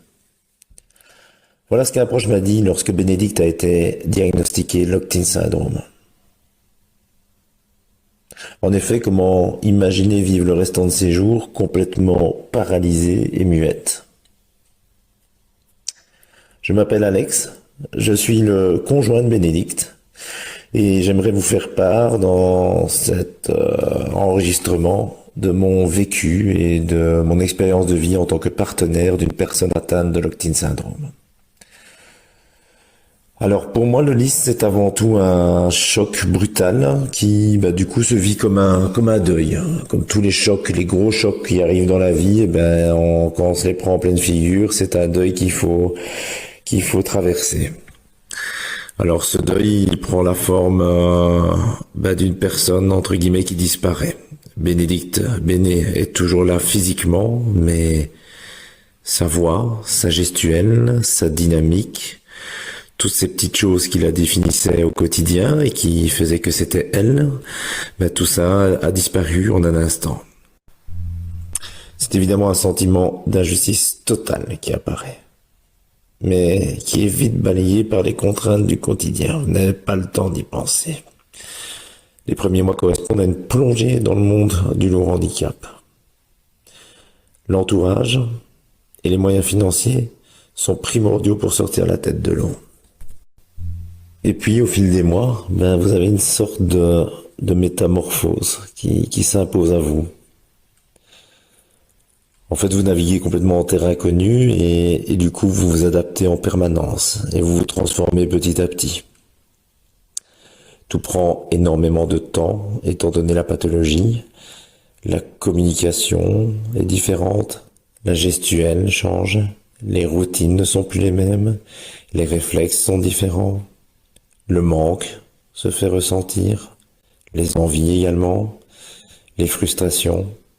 Tout ça sont autant de choses qu'il faut se réapproprier et qu'il faut voir différemment, qu'il faut vivre autrement. Car être le partenaire d'une personne en situation de Locked-in syndrome, c'est aussi devenir ses bras, ses mains, ses jambes, sa voix. Et c'est également porter plusieurs casquettes, parce que les aides sont insuffisantes.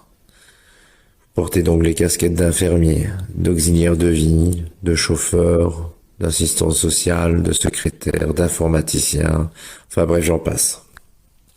Ça est évidemment beaucoup trop lourd à porter pour un seul homme. Et d'un coup, moi j'ai fait quelques épisodes de surcharge mentale et émotionnelle. Alors, évidemment, au début, naturellement, ça explose complètement. Et puis maintenant, je commence à les voir venir. Donc, alors à ce moment-là, on s'organise pour que je puisse partir seul quelques jours et prendre du temps uniquement pour moi et me recentrer. Alors étonnamment, après plusieurs années, vous avez une sorte de nouvel équilibre de vie qui commence à prendre sa place et les projets, tant de couple qu'individuels, peuvent renaître. On se sent à nouveau se construire et ce qui fait surtout du bien, on récupère cette confiance en soi qui s'était faite complètement submergée par ce tsunami qu'est le Locked-in syndrome. Donc voici mon expérience de vie décrite brièvement en tant que partenaire d'une personne atteinte de Locked-in syndrome. Il va de soi qu'il y a des centaines d'anecdotes que je pourrais vous conter sur les épreuves et sur les moments de vie suite à cette pathologie. Et je vous assure que tout est loin d'être noir. On a de grands moments de gaieté, de joie et de rigolade, de nouvelles rencontres également qui se sont faites suite à la pathologie et de nouvelles amitiés qui se sont créées. Donc c'est littéralement une nouvelle vie qui commence suite à cette pathologie et nous essayons d'en profiter au maximum. Je vous remercie. Well, that was a very, very interesting presentation by Bene and her then husband, Alexandra.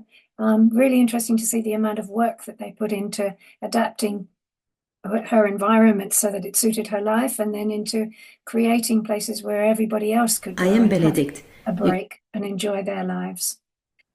James Winton's going to give us a presentation, but I think what we'll do first of all is listen to some more of Dick van der Heij's wonderful music. If we do that for maybe 10 minutes, then we can have James's presentation and then either a little bit more music and straight into Stefan, or we'll go straight into Stefan depending on how time goes. So if that's all right for everybody, we'll have about 10 minutes break where you can grab a cup of tea or get a sandwich or get yourself some lunch or whatever, have a break from the screen, and then we'll come back and talk with James. Thank you very much, everybody. Wonderful morning.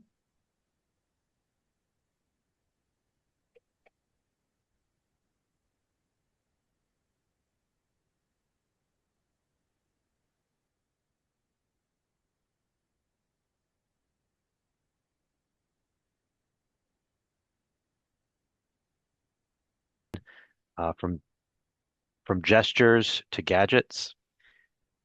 And what I would like to cover in the next 10 minutes is introduce you to the Communication Bill of Rights, talk about yes and no communication, phrase-based communication tools, letter spelling tools, and then move into high-tech communication tools. First of all, before we jump into this, coming from the perspective of a speech language pathologist, it is evident to me that humans, all of us, from the earliest measurable indicators, from the time that we are infants, we are designed to socially connect and communicate with others. An infant's first words are the beginning of a lifetime of communication and intention to communicate. And even when the ability to speak stops due to a disability, we continue to have a constant desire for connection and social interaction. And that's the foundation of why I'm sharing these things.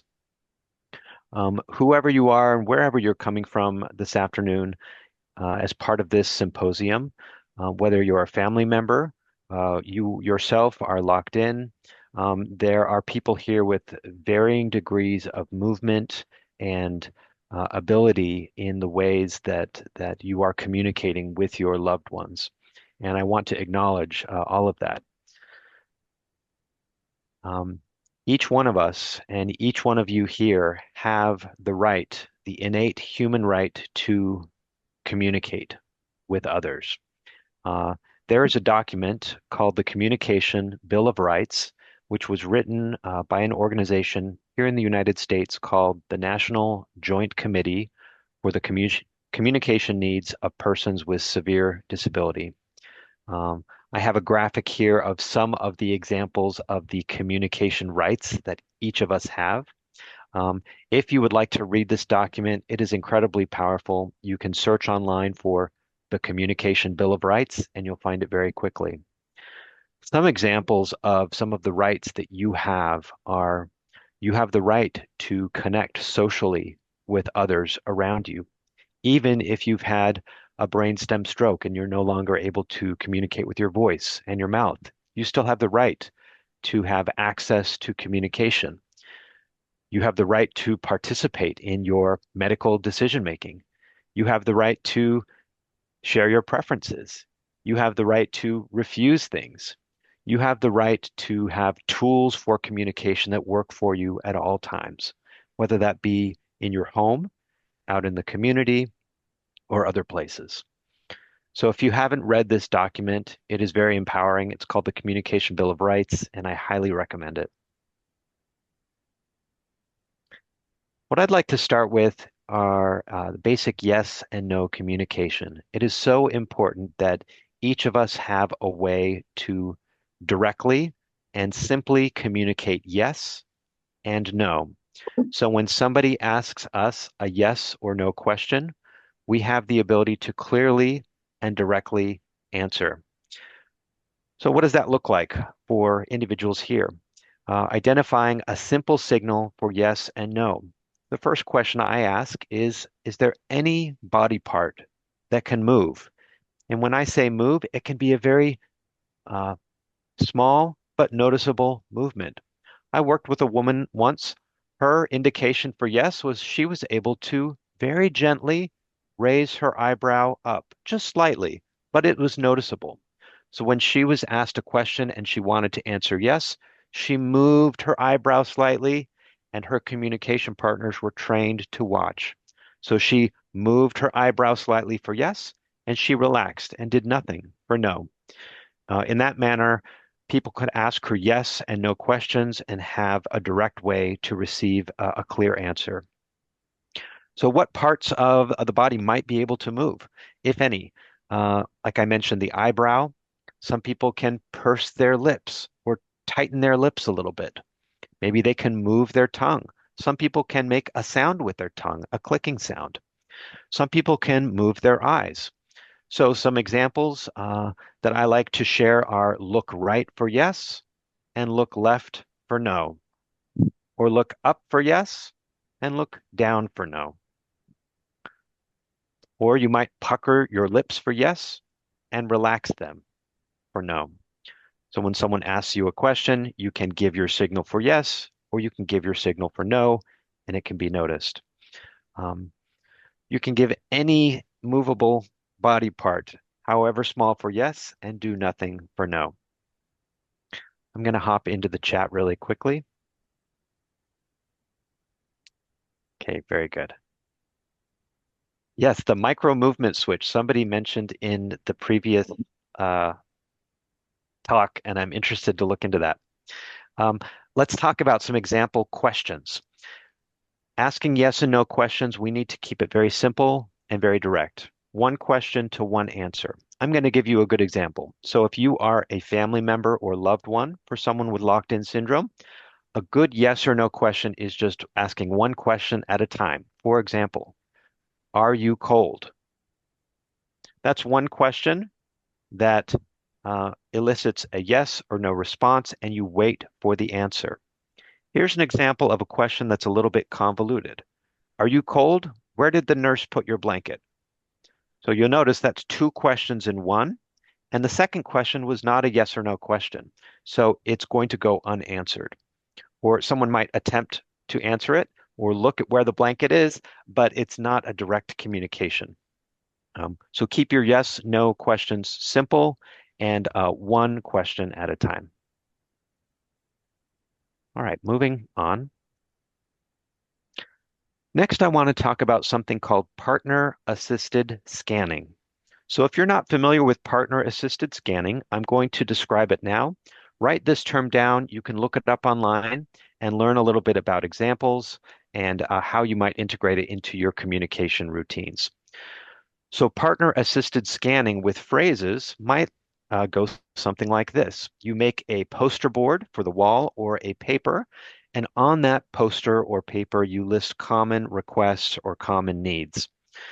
The communication partner, so the family member or nurse, will hold up the paper and scan through each of the selections.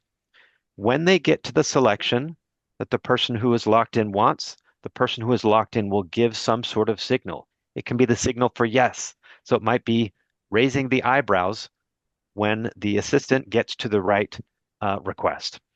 I've seen people gone into people's homes where they have a big poster board, two big poster boards right up in front of the person with all of the common requests, and the family can scan through the poster board and watch the person who is locked in identify and give the signal when they get to the right request.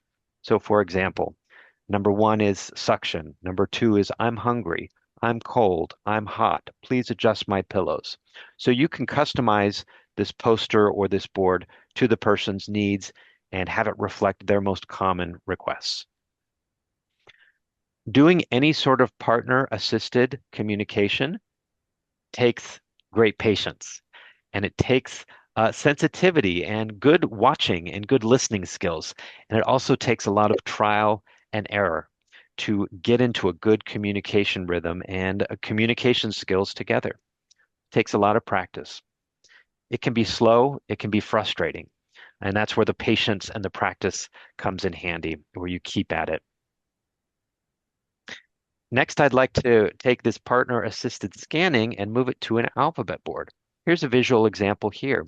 So you see that we have, this is in English, we have A through D, E through H. So you'll notice that each row is a different color. The beginning of each row starts with a vowel. So we have an A row, an E row, an I row, O row, U row, and then we have a row of numbers at the bottom. You'll see on the right-hand side, we have a space, we have start over, we made a mistake. So the communication partner holds up this board and starts scanning. A row, E row, I row.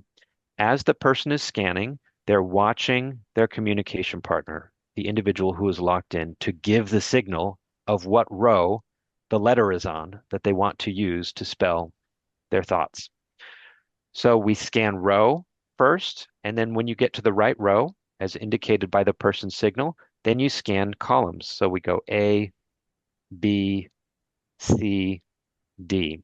So we scan row by column and we watch for the person to give their signal when we get to the right letter. This is a way for the person to do letter by letter spelling. Often as the communication partner, we might need to have a notepad to jot down words because this takes a lot of working memory and patience. And as you see, we have a button that says mistake. Mistakes happen, and we need a way to indicate that and a way to start over if needed. Sometimes it's okay to guess what the person is trying to say once they've started spelling a word, but we want to ask their permission because sometimes being interrupted like that can be a little bit frustrating. So again, this is partner-assisted scanning using an alphabet board, and it takes practice and it takes some good memory skills. And I've seen many families become fluent in using this type of communication to communicate with someone who is locked in. Using that same concept, we have transitioned from letters into phrases. So this is a partner-assisted scanning phrase board. You see here we have all sorts of common phrases, pillow, hot, cold, questions, hearing aid, glasses. You'll notice on the right we have a body on the front side, on top to bottom, left to right. So the person, if they are trying to describe their pain, we can go and scan through the body. Is it in your head? Is it in your neck? Is it in your shoulders? Is it in your abdomen? And we can scan through the body and watch for the person to give their signal to communicate with us where they're having pain. You'll notice next to those bodies, we have a number, numeric pain scale. How bad is your pain? Is it a 1? Is it a 2? All the way through 10, so they can communicate physical location and the degree of pain that they might be having. So again, this is partner-assisted scanning. You can find examples of these type of partner-assisted communication boards online. At the end of this presentation, I'll share my email address, and I'm happy to email you some that I have as well. Okay. Let's move into E-Tran communication. An E-Tran board, as you see here from this illustration, is a clear, large plexiglass board that goes between the person who is locked in and their communication partner. And on that board are different letters and numbers. The partner holds this board up and watches the individual's eye movement, and they identify letters by watching each other's eyes as to where they're looking. They're looking up and right, they're looking down and in the center, they're looking up and to the left, and they can identify letters this way and spell words out letter by letter. This too is fairly slow and takes practice and patience, but I've seen families who master this form of E-Tran communication. This is nice because this goes with you wherever you go. It has handles, nurses, and other family members can be trained on this method of communication. Let's move into speech generating devices and talk about switches. Some people here, as I mentioned, have some sort of body movement. It may be minimal. It may be the pursing of a lips. It may be the blinking of an eye, maybe your eye movement, or a toe movement, or slight squeeze of the hand or arm. You may not have any of those movements and just have eye movements. So there are switches that will measure body movements in different areas to different degrees. Using a switch, people can access a communication device that has communication software. People might use their hand, their finger, a blink, their mouth, their head, their knees, their toes, and the software will scan through items on the screen, and you hit the switch when you want to select the item that it is showing on the screen. I'm going to show various types of switches now. This is an example of a head switch, someone sitting in a wheelchair, if they can move their head sideways. Now that takes a certain amount of control. That's what a head switch looks like. Here we have a micro finger switch that is Velcro to the person's finger, and if the person can slightly move their finger, they can activate that switch and select something on the communication device screen. Here we have a mouth switch. This is a sip and puff switch. So if you can blow or suck using your mouth, you can use that as a switch movement to activate something in a communication software. This one is newer to the market. This is a headband blink switch.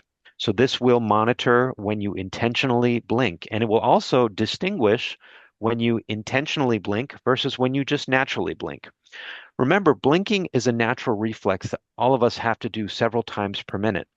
Some people will choose blinking as an indication for yes and no. So for example, blink once for yes and blink twice for no.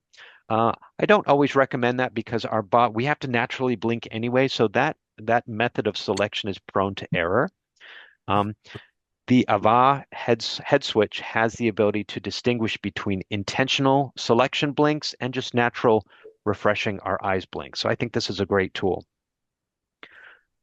Down on the right, we have something called the NeuroNode. This is made by Control Bionics. I have a little bit of information about them in the next few slides.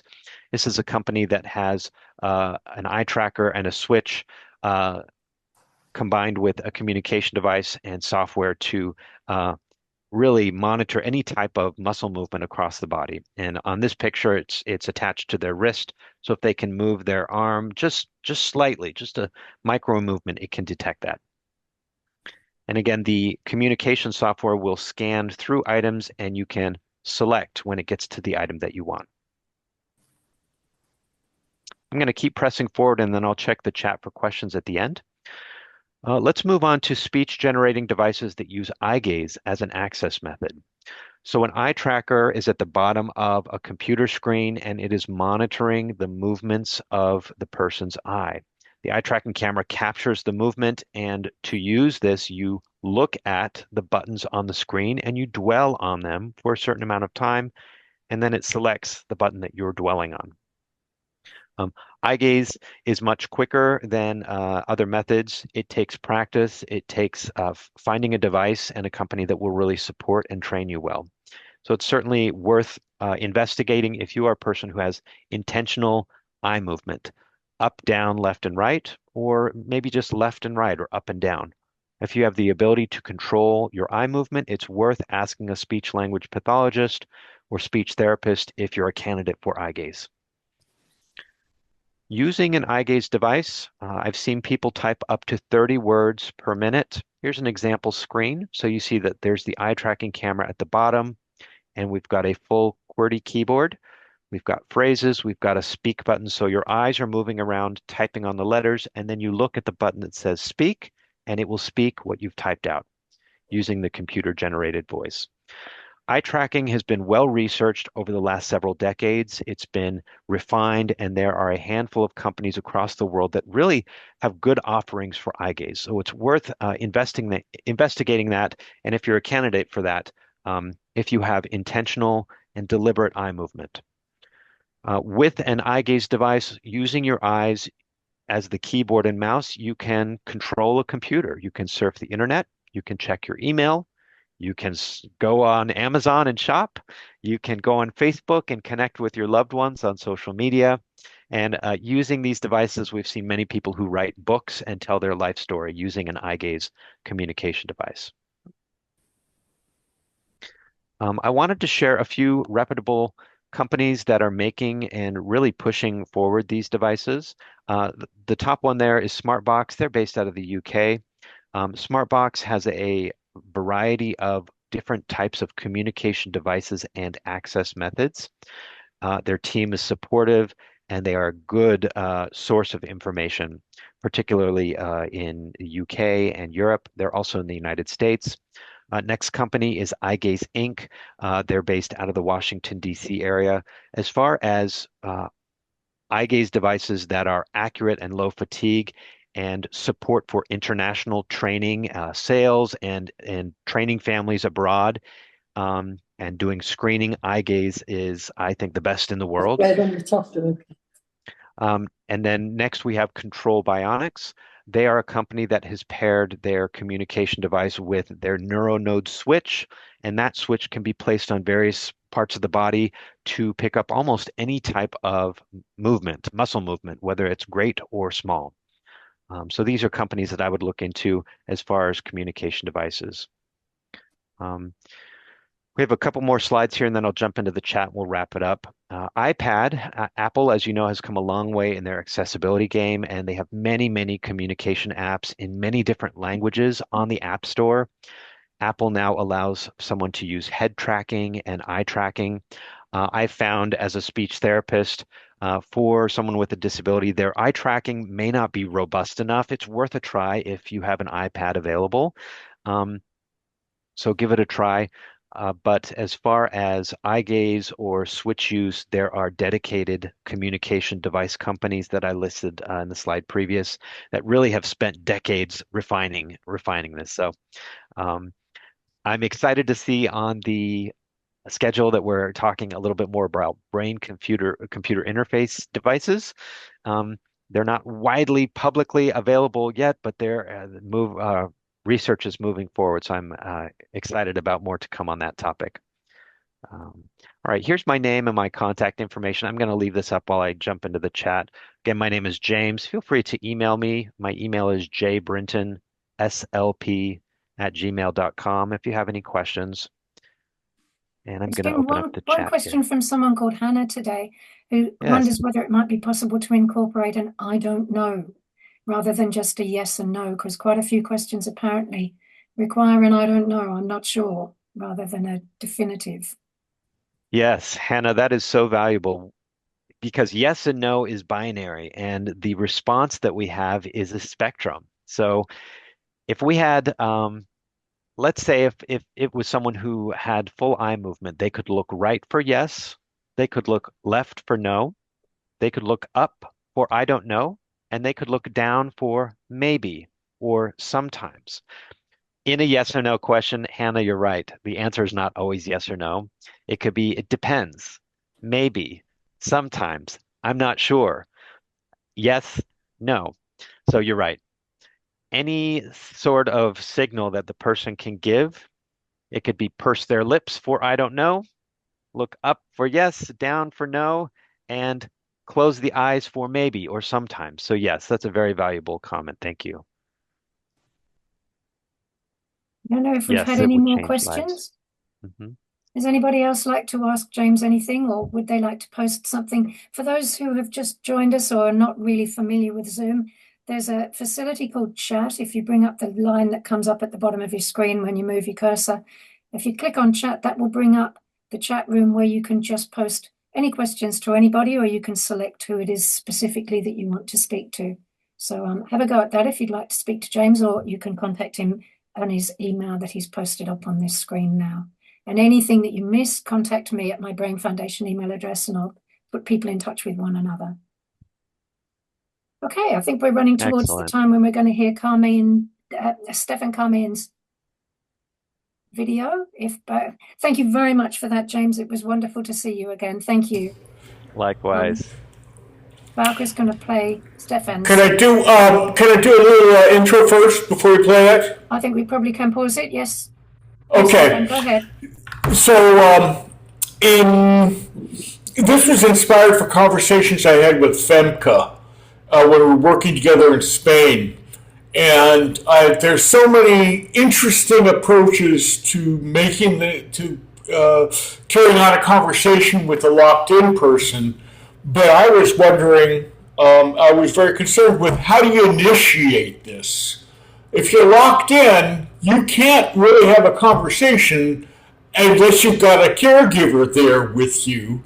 So I made a device that would allow you to initiate conversations, and that's about it.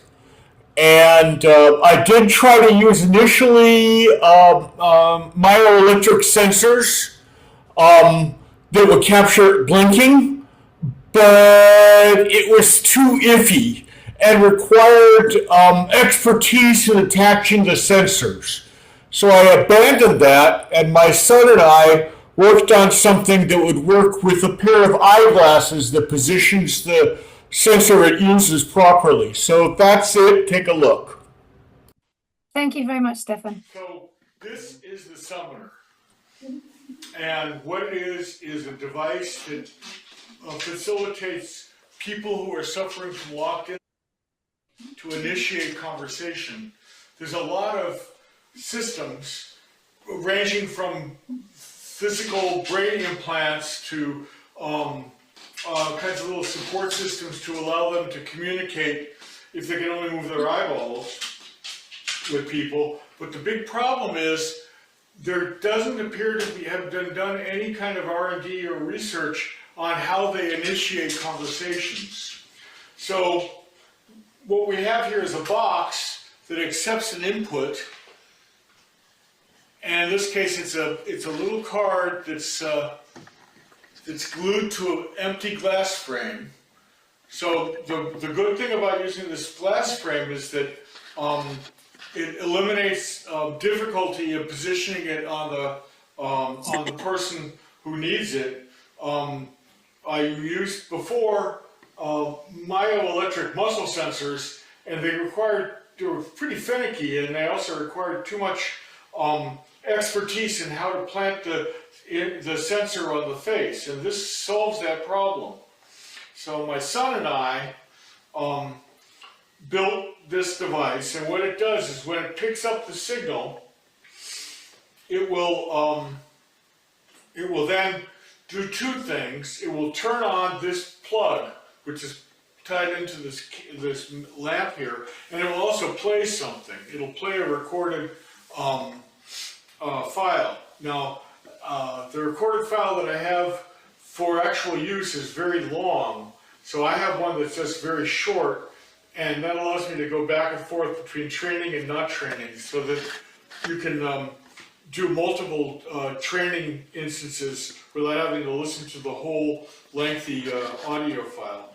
So I'm going to try it on right now. I'm going to put it on, and what it does here is it's set in the Arduino that's driving this whole thing, so that I have to do a long blink, a short blink, and a long blink.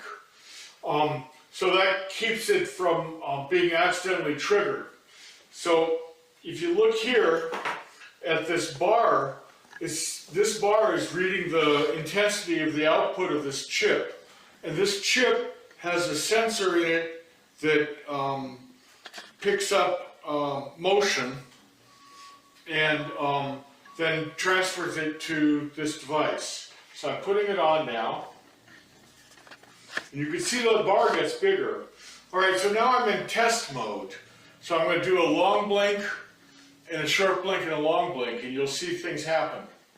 Long blink, short blink, long blink. You successfully triggered the device in learning mode. See, it's really easy to train the person to do this. It's just a long blink, a short blink, and a long blink.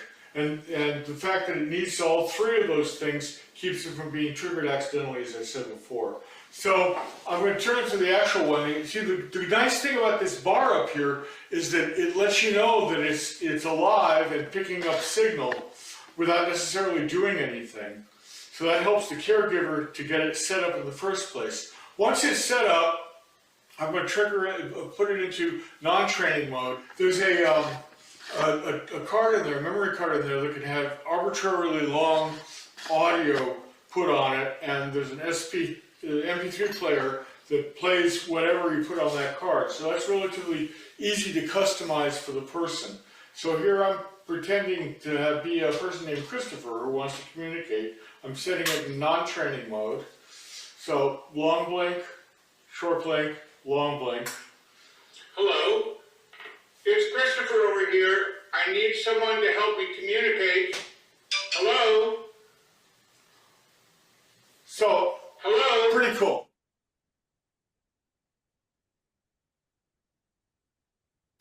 That is very cool. That is very cool. I have a little, can you hear me?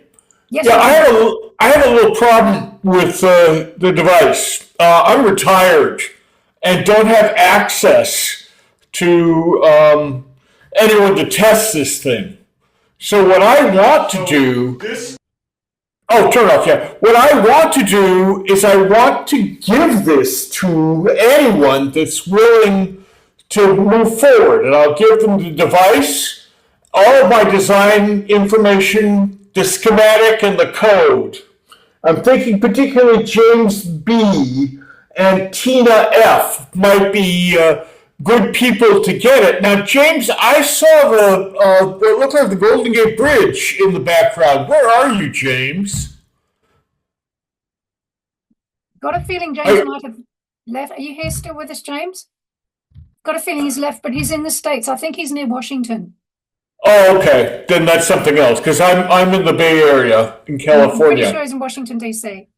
Anyway, and I will try and contact him via email, but I would love to send this to somebody. I'll even bring it to you. I mean, I'll fly out there and bring it to you, because I can't do anything further with it, because I don't have the ability to work with locked-in people, because I have no institutional connections anymore. Okay. So I'll give you everything. So anybody that wants it or can think of anybody that might want it, please contact me. My email is Carmine, Carmien, @gmail. Okay. I'm going to put that in the chat. Syndrome. Anyone that didn't get that, you can contact him through me.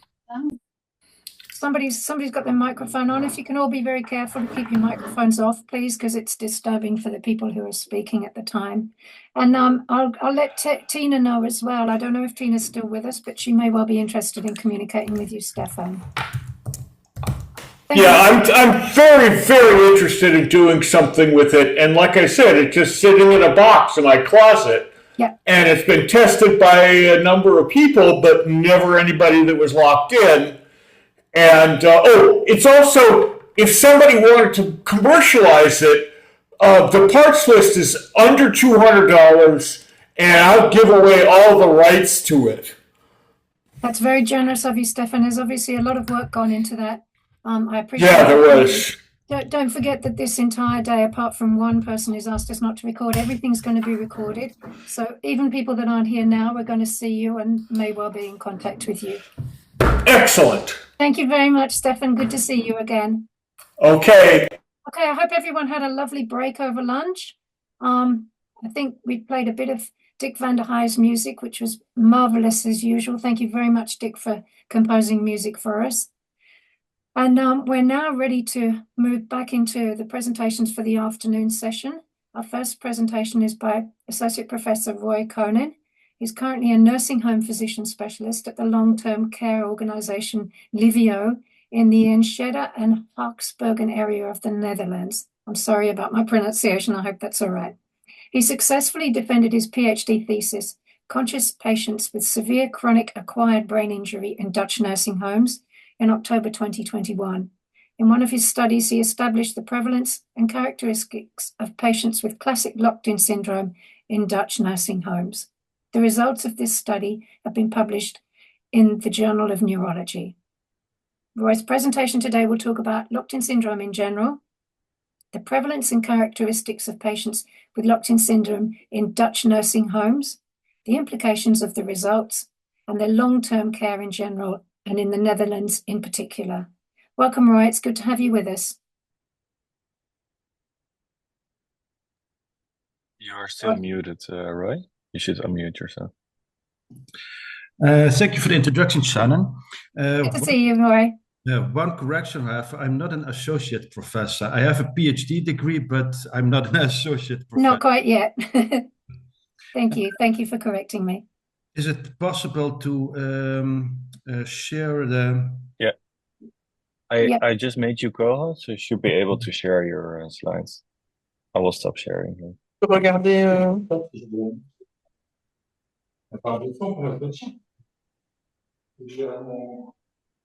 Does everyone see the presentation? Yes, thank you very much.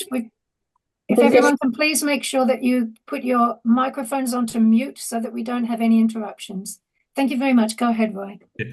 My talk will be about the long-term care of the locked-in syndrome, including the results of my prevalence study.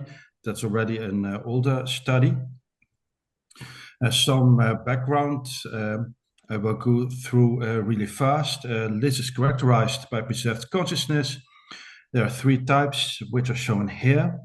Classic LIS is defined by quadriplegia, unable to move, anathria, unable to speak, vertical eye movements and blinking. partial LIS is same as classic LIS, but with remnants of more voluntary movement besides the vertical eye movements. In total LIS, there is total immobility, including all eye movements. Vascular pathology is the most frequent cause, a stroke or non-hemorrhagic stroke. In most cases, a bilateral ventral pontine lesion is present, which means it is on both sides in the front of the pons. The pons is the part of the brainstem where the nerve pathways from the left and right sides of the body cross. Mean time spent in LIS is 6 years. Mortality is high in the first 4 months due to pneumonia in 40% of the cases. Recovery of speech and voluntary movement is possible, and significantly motor recovery is reported within 3 to 6 months after start of early and intensive rehabilitation. Diagnosis is usually made after approximately 78 days, and a family member is first to realize that the patient is conscious in 55% of the cases. Confounding with disorders of consciousness is possible if vertical eye movements aren't discovered, which could lead to misdiagnosis. The different types of disorders of consciousness are shown here. Unresponsive wakefulness syndrome is the new name for the vegetative state. Before the study I did and my colleagues, we didn't know the prevalence and characteristics of classic LIS in Dutch nursing homes. We still don't know the survival, quality of life, the patient's will, and end-of-life decisions. Currently, we have more than 1,000 long-term care organizations, including nursing homes, residential care homes, and home care, which provide long-term care in more than 180 nursing homes, with an estimated 72,000 total beds at the time the study was conducted. These nursing homes are specialized in somatic and psychiatric long-term care. Professional care is provided by multidisciplinary teams led by a nursing home physician specialist like me. We are trained in a 3-year specialist training, which only exists in the Netherlands. What is a nursing home physician specialist? Working in nursing homes makes unique demands on problem-oriented working methods, medical knowledge about chronic conditions, such as acquired brain injury and, of course, LIS, and presentation of illness in vulnerable nursing home populations, communication skills, multidisciplinary cooperation and organization, and dealing with complex medical ethical dilemmas. The nursing home physician specialist combines the competencies of a general practitioner with a geriatrician. Our objectives in this study were establishing the prevalence in Dutch nursing homes and the patient characteristics. We conducted a cross-sectional study in all Dutch somatic nursing homes. Inclusion criteria were quadriplegia, anaphria, vertical eye movements, or eye blinking on request, and a pontine lesion detectable by MRI or CT. Exclusion criteria were the presence of voluntary movements beyond the eye movements, total absence of vertical eye movements or eye blinking, and the absence of a pontine lesion. The study was assessed by the local research ethics committee and did not require ethical approval because no medical scientific research was involved.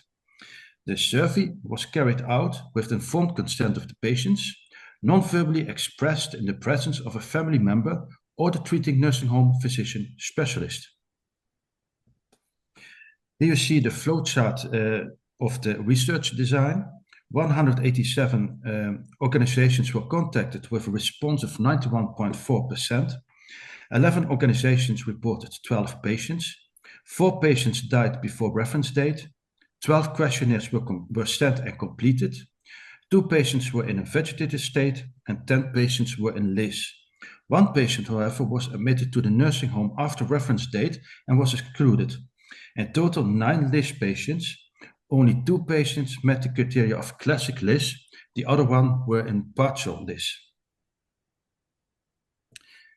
The patients with classic LIS are highlighted in green. Both female patients, 35 and 53, were admitted from a rehabilitation center.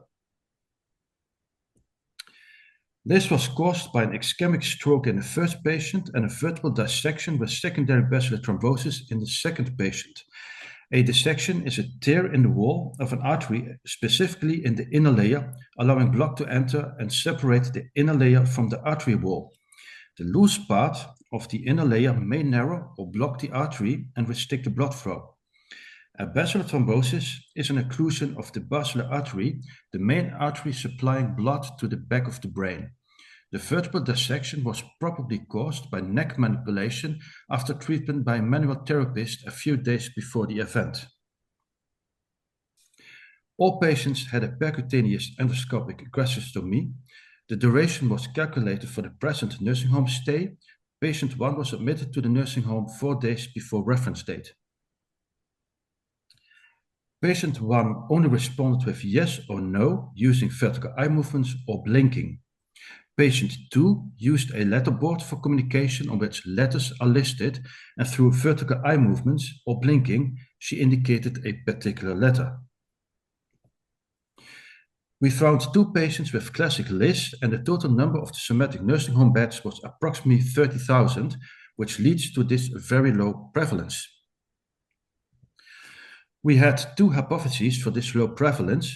LIS patients may live outside the nursing homes, receiving home care, or the Dutch practice of end-of-life decision-making, such as euthanasia or withholding or withdrawing artificial nutrition and hydration, may have led to this low prevalence.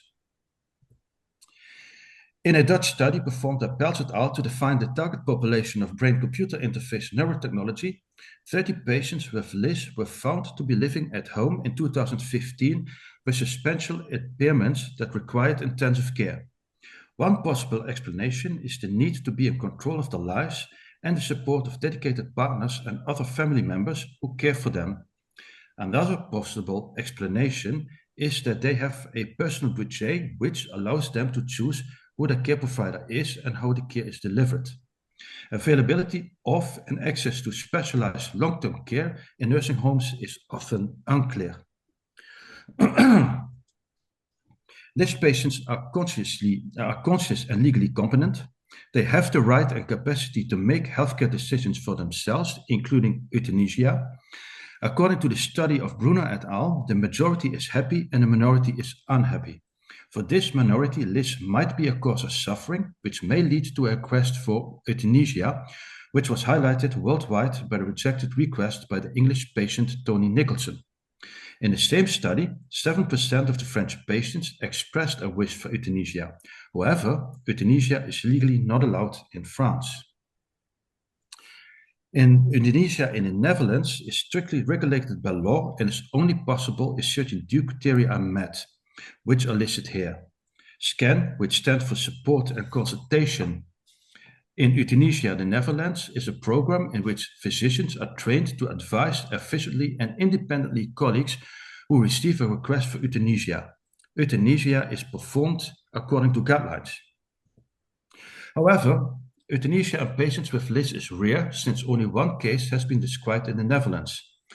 Contrary to the beliefs of many healthy individuals, patients with LIS self-report a meaningful quality of life, and the request for euthanasia is probably uncommon. Patients with LIS may regain a productive life and become active members of society, with Stephen Hawking as a good example. They may also return to live at home and can start a new, different, but meaningful life. Stephen Hawking, a patient with LIS as a result of ALS, solely communicated through a computerized voice. He was a brilliant physicist who wrote the bestsellers A Brief History of Time and the Universe in a Nutshell.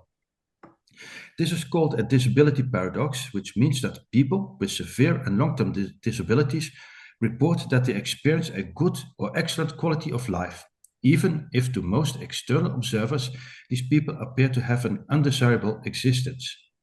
Analyses of interviews revealed that quality of life depends on several factors, such as still having control of their bodies, minds, and lives in some physical or mental ways. They demonstrated a can-do approach to life. Quality of life also depended on establishing and maintaining good relationships in the patient's environment. An example was Wim Tusveld, a Dutch patient with LIS as a result of a brainstem stroke. He was completely paralyzed, and yet he scored his life with a 9. He said that he did not focus on things that are no longer possible, but on things that still are, such as painting. Information on LIS is sparse in long-term care. According to a Swedish study, motor functions can still improve several years after stroke. Patients with LIS reported unfulfilled needs, which are listed here. Sometimes they were forced to find aids and organize follow-up on their own with one participant and a proxy the attention to write a book about it. The same participant also found this information and support by becoming a member of a patient association. I will conclude this presentation with the following recommendations.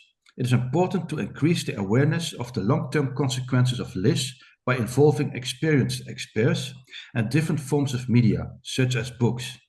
Also, more information and support by professionals. In the Netherlands, there is ENA-COMA, the Expertise Network Severe Acquired Brain Injury After Coma, which develops and shares knowledge about severe acquired brain injury. They do this for professionals who are directly or indirectly involved in care of people with severe acquired brain injury, but also for loved ones, referrers, and anyone who wants to know more about this. The webpage of ENA-COMA can be found at the bottom of this slide, and it is in Dutch and English. Enhance quality of life, particularly social well-being, by actively diagnosing physical and or emotional problems and discussing treatment options and end-of-life decisions. Are there any questions? Thank you, Roy. That was a very interesting and comprehensive coverage of what is available and how people are treated in the Netherlands. I know that we've got several locked-in people who are in the Netherlands, and I'd be very interested to hear their experience of the medical system there and how their ongoing treatment is continuing. Is anybody online at the moment in the Netherlands? Dick, perhaps, are you here? Dick's the composer of the music that we've had at the beginning and the end of our webinars for the last couple of years. He's very talented, and I know that he's living in the Netherlands. Does anyone else have questions for Roy? The group chat's still open, so if anybody does think of anything, please post it to there and Roy can answer you. And he's kindly given his email address, so if you want to take a screenshot of or a photo of that, then you can contact him at any time, or again, as I've said many times before, you can reach anybody through me at my Brain Foundation email address. So thank you very, very much, Roy. It was good to meet you. Thank you for coming to see us today. It was a pleasure. I think that perhaps, do you have anything further to add? No. Thank you, Roy. Good to have you with us. Can I ask a question, please? Yes, you can, Phil. Hello, Phil. Yeah, okay. I recognize your voice straight away. Good to have you back. Okay, thank you. Roy, that was a very interesting presentation. Thank you very much. The question I have is, what happens with prosthetics? Let's say more movement recovery occurs or speech is restored to these people. How do you think that's going to, how is that going to be interpreted? Yeah, that's a good one. If speech should recover, then you could say then someone is locked out because he's able to communicate again.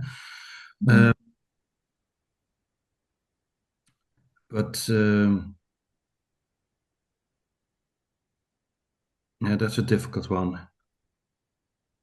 But it would make a big difference in their lives to be able to, say, use their right hand to type or to speak to a computer. And the problem we have in the Netherlands is it's mostly the insurance companies. I had last year I had a discussion with a rehabilitation physician. He had 3 patients with LIS, and he wanted to rehabilitate them. And recovery begins mostly after 3 to 6 months. But the problem is in the insurance company says, yes, but a stroke, if you don't see any recovery in the first 6 weeks, then you should stop the treatment. But people with LIS, however, are different. And we try to make those insurance companies clear we have to continue the rehabilitation, because everything they each recovery, if it is a voice or the use of a hand or a finger, can give them more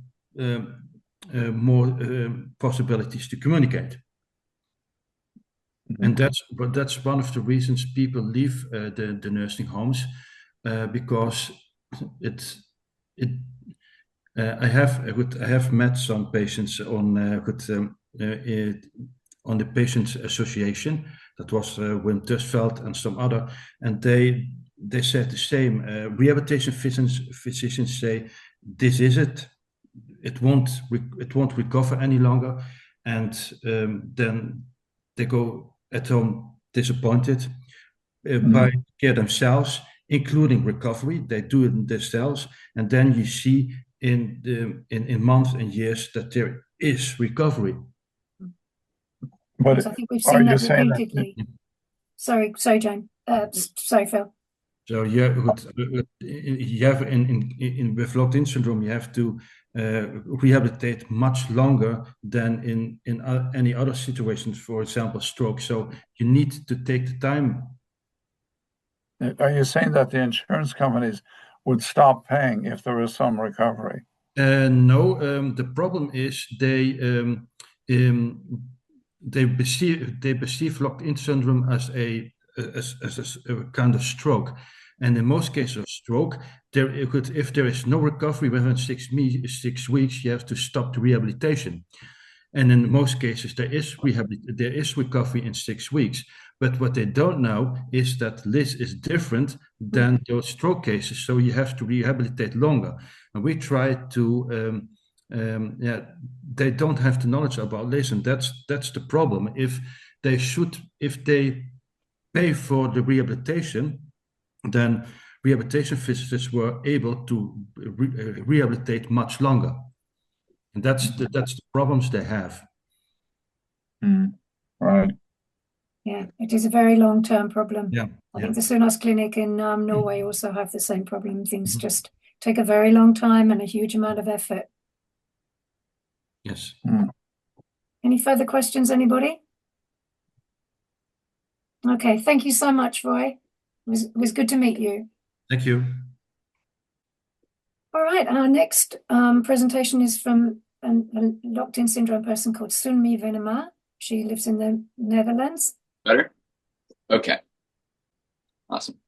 So yeah, just a slight correction there on the description.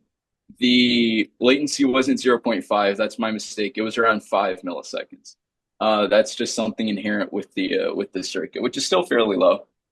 And I'll move on to a brief description. Now, I think we heard descriptions from James earlier about locked-in syndrome or LIS, and I wanted to talk a little bit about what type of type of muscles it affects and how we can try to target certain types of movement. So James, if I'm not mistaken, he talked about specific opportunities to discuss and to communicate with these people who are afflicted by these conditions. Now, from my research, almost all individuals with LIS do have some sort of movement capabilities in the eye. So they can look up or down, some can look in both directions. And that was mainly an exploration of how certain types of cranial nerves aren't really affected by the motor degeneration that happens throughout the body with this. Now, I do want to talk about how this was applicable as well to ALS and nonverbal autism, or certain conditions in which verbal communication is very hard, or there's difficulty to kind of maintain control over muscles that aren't directly connected to the eye motor, motor muscles in the eye. So there is an exception here. The research paper focused mainly on locked-in syndrome. However, there is applicability to ALS in certain earlier onset conditions, because I know after a while, those muscles in the eye region do degenerate.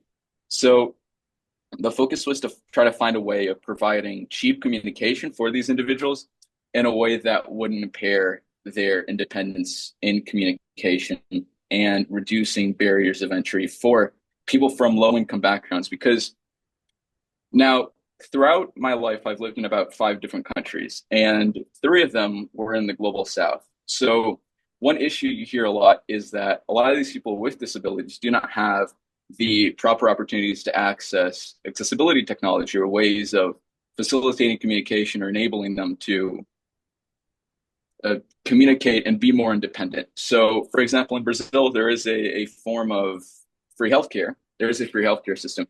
However, the wait times for certain accessibility tech is fairly long, or there are costly alternatives in case you don't want to be put on a years-long list. If I'm not mistaken, one of the guests earlier from Norway mentioned issues with regulatory hurdles or difficulty accessing certain technology. So imagine that issue already in a Western country and just exacerbated even more in countries like Romania or Brazil, where you have the inherent issue with financing. Now, moving on to our motivations, I do want to briefly mention that my co-author wasn't able to join us today. Now, we're both in a time zone that is fairly early compared to the UK. So I was up at around 3 a.m. today getting ready for this. Oh, thank you. Thank you so much, Andre. It's totally fine. It was honestly very exciting to hear all the presentations and help me really hone in some of the commentary. And I do feel like there's a lot of good ideas out there, and I want to kind of present our motivations. So commercial eye trackers, they usually rely on infrared and camera tracking. So that was something James, if I'm not mistaken, mentioned earlier, in that it is more efficient in the sense that you can capture more movement. However, it is costlier. And our main idea parting from this research presentation was to reduce a lot of the software complexity you'll see in commercial products, because you have issues in countries that do not have a well-developed educational system, or at least a publicly accessible one with a lot of access to funds, in the sense that people don't really have the opportunities to learn how to code to the same extent you'd see in countries like Germany or the United States. So we wanted to kind of provide an opportunity that was very mechanical heavy, so mainly based on electronic components. Now, when we were doing research, we found commercial eye trackers that cost from $1,000 to $10,000. They require ongoing calibration, complex optics, and is something that you can see in the image on the left here. I put a little citation at the bottom. So this is a different company, Viewpoint Systems, if I'm not mistaken. There you go, Viewpoint Systems. So they have a very costly technology, and it's something that we wanted to avoid. So when we were doing our background research beforehand, or literature review, a lot of it actually came from the software design and the technology itself. So we kind of try to drift away from that while avoiding certain interfaces that were too costly or had too little research into it, like EEGs. So yeah, EEGs, which measures brain signals, and they tend to be more accurate, but the issue is that it's very costly to actually maintain. And if you want to retain a certain type of like non-medical appearance, like you want to kind of reduce a lot of stuff cluttered on your head, that's a very difficult thing to do with an EEG. Meanwhile, EOGs are mainly meant to capture signals from the muscles around your eye. So an interesting thing about your eye is that it forms little dipoles. So when you look up, there's a more positive charge there. And when you look down, it kind of creates a more negative charge. So that's something you wanted to try to hone, because measuring this displacement in eye movement is very important to facilitate this sort of communication. Now, when we started building, we try to find a more cheaper outcome. So our goal was to keep our production cost around $10 to $15. And most of the upfront cost came from our microcontrollers. And I think Stefan, for example, mentioned that he had used an Arduino, which was also the main microcontroller we used on our end. and that actually contributed to most of the costs. So we try to keep overhead low to kind of maximize both cost effectiveness and signal fidelity. Now, there are trade-offs to this, and this is something I want to mention outright, which is being more budget conscious inevitably has certain trade-offs. So, for example, efficiency. But that's something we'll tackle, and I do want to present it later on. Now, here's a quote. I was reading during our research a project by the Harvard Law School Project on Disability, and it stated that poor people with disabilities are caught in a vicious cycle of poverty and disability, each being both a cause and a consequence of the other. So that sort of vicious cycle is something that we from Western countries are mainly immune from.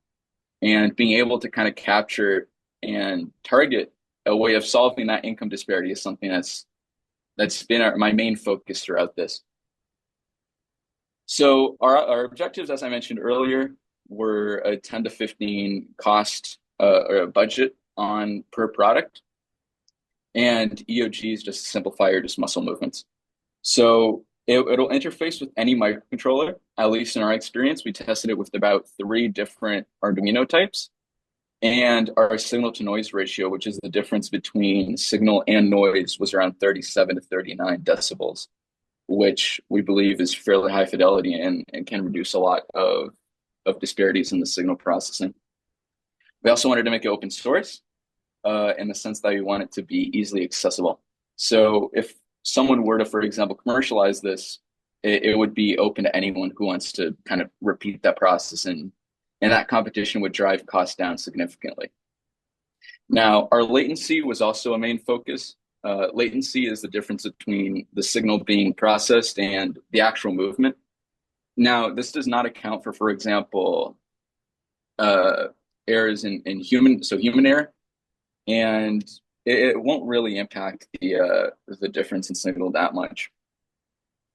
Now, the main thing I wanted to talk about was how the eye measured voltages. So that's a big thing that you can target via these low cost resources.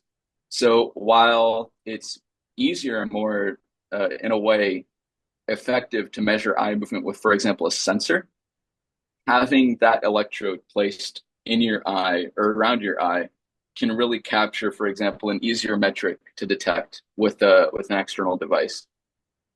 So the main challenge was in the microvolt range, so very little actual measurement, which is what usually happened when we had our baseline, which we found in research to be at a max about 1.2 millivolts. If you move down, that amount would fall significantly. So then once you're in that microvolt range, it's very difficult to measure anything. So that was our biggest challenge, but it's something I feel we addressed fairly well. And I'll show you guys some of the earlier outputs we had, and just to show the difference in measurements there. Now, another issue we had to target was that a lot of regulatory hurdles and issues with finding a sufficient pool of people willing to volunteer to have these measurements taken. We were only able to find 5. Now, this is mainly because this research paper was more of a proof of concept. We do want to expand this further, but it's mainly a way of showing that it is possible to make a cheap product that works, even though it's not the most efficient. It kind of trades that off for cost, and it makes it more accessible to people from disadvantaged backgrounds. Like, for example, we communicated with I think 2 NGOs here in Brazil that have research experience or have volunteering experience with helping individuals from favelas. So favelas are also slums with poor income areas in Brazil, where there's very little access to resources. A lot of these people do not have access to, for example, schooling or proper healthcare. And it's something that's very difficult if you're, for example, the mom of someone with locked-in syndrome, and you're having to help your kid in this house on top of a hill, which is very difficult to bring down to a hospital. It's hard to find people that will go up there because of the dangers of actually getting there. So we wanted to kind of decentralize that a little bit by making it easier to build a device that could be easily accessible. Now, we had 20 different opportunities to measure these signals, and we try to recreate a more amateurish lab to see how good we could get our signal fidelity. Now, our system architecture is basically what we're following to kind of design this. The main thing I wanted to say with this was that it's a fairly device or component heavy system. So very little software dependence, and it's mainly just going to output certain signals that makes it easier for individuals with these disabilities or these conditions to kind of access it. So someone's parents or a partner or a caregiver could easily access or be able to mess around and implement this for anyone. And the fact that it's fairly low, there's a fairly low footprint of it. We did apply for a patent to it, and I'm so sorry, but I forgot a picture of it. It's basically just electrodes being placed around the eye like this. So I think if you can see my camera, it's basically just placed one at the bottom, one at the top, and one horizontally. And then you have something here around your ear that would be used to detect discrepancies in the system when you move your eye up or down. So we wanted to make something very compact to kind of both create the sense that you're a more independent agent using it, because I know, as people have said prior, a lot of people with LIS are very happy, so they have a good quality of life. However, there's a trade-off, and I think this is something that I notice fairly often with family members who have certain conditions in which they're difficult. They need a caregiver. A lot of people do wish they had at least the semblance of a certain degree of autonomy or a high level of independence. And this kind of gives that impression by showing that you are the person controlling this, and that there's very little someone else has to do to make it possible for you to communicate. So that was our main topic, our main target. Here's the original results I wanted to mention. So these are some of the earlier readings we got. You can see that there is a kind of cascade near every upper limit here. And this is supposed to show the range of output movement from your eye. So looking down, you have a lower voltage. Looking up, you have a higher threshold. And then you see a sort of concentration of certain signals there that indicates that you're in the process of moving. So a lot of that noise probably came from the fact that we were using fairly outdated components. We wanted to kind of target things that were common in markets here. So for example, the microcontroller we used, or not the microcontroller, sorry, the components we used were, for example, from the 70s. So there is a large discrepancy in values, but it's what's easiest to access here compared to some of the higher tech components in other countries. Now, the results, if I'm not mistaken, Shannon mentioned it earlier because I accidentally added the results of the research in the biography. But we had a signal to noise ratio that was fairly high if you were to account for only actual noise and not the movement process. And our latency was fairly low from the component itself and from a little bit of the signals from the device itself. You also have to account for reaction time, which is something that would shift that upwards. But from our very primitive kind of testing afterwards, we were able to find that this didn't really affect communication. Now, if I'm not mistaken, oh, there you go. So cost analysis. So this was the main thing I wanted to target, and I would be happy to kind of provide a brief description of this. So $10 to $15 was our range. Each of those amplifiers, which is something like the TL072, they cost 28 cents each. In local currency, that's around 1.2 reais, which is fairly cheap. That kind of reduces a lot of the cost. These electrodes were surprisingly the most expensive thing. So they cost $60 for a pack of 100. So it's costly if you buy it from a medical provider, which is what we did initially. So that kind of shows a bit of the bloat in the healthcare industry, and it's something we wanted to try to target. So if this were to be commercialized, advice to anyone thinking about it, maybe produce your own electrodes because they are fairly cheap and very expensive to buy. So that's just something to mention. So the advantages, as I mentioned prior, there were no optics. It was mainly based on electrodes and not cameras. However, my coffee's done. It's my third cup today. So the main issue is that we kind of avoided using cameras because the software was too complex and we had a very small window of time to kind of optimize this. Our sources of error, as I mentioned prior, was because of the cost of the device itself. Sorry, the age of the device. So 70s components from the 70s are extremely outdated. Frankly, if you were to buy newer components, for example, some of the more efficient ones from this century still, you'd probably get it for, I think, twice that, which doesn't really contribute to cost, but it's something to be aware of. Electrode drift is a big thing, especially if you sweat easily. Having that basically salty water near the electrode can really impact the ability to capture signals. But that's something you could try to target by using calibration software. As I mentioned, software was something to try to avoid, but I think it could really be helpful. Now, cheaper components in age kind of reduce efficiency. As I mentioned, this could be remedied by more developed circuit design. If anyone has questions about the specific circuit design, I'm not sure if many people would be interested in knowing the exact circuit. I recommend you get in contact with Kieran. He did a lot of the electrical engineering behind certain aspects of that circuit. So if you have any questions, I'd be happy to forward your emails to him. Future works and adjustments. I believe Stefan, his product was something very interesting, which was a way of initiating conversation. If one could incorporate that into this device, I feel like it could be very helpful. So that's one thing just from this presentation that I believe is very, very interesting, as well as James and Tina's explanations, which I also believe could kind of connect everything and build something more efficient. Just brainstorming now. A big thing nowadays that you'll hear is using AI. Get overused in my opinion, but it's something you could really use to help understand patterns in movement. So there are a myriad of optimization processes here you could use.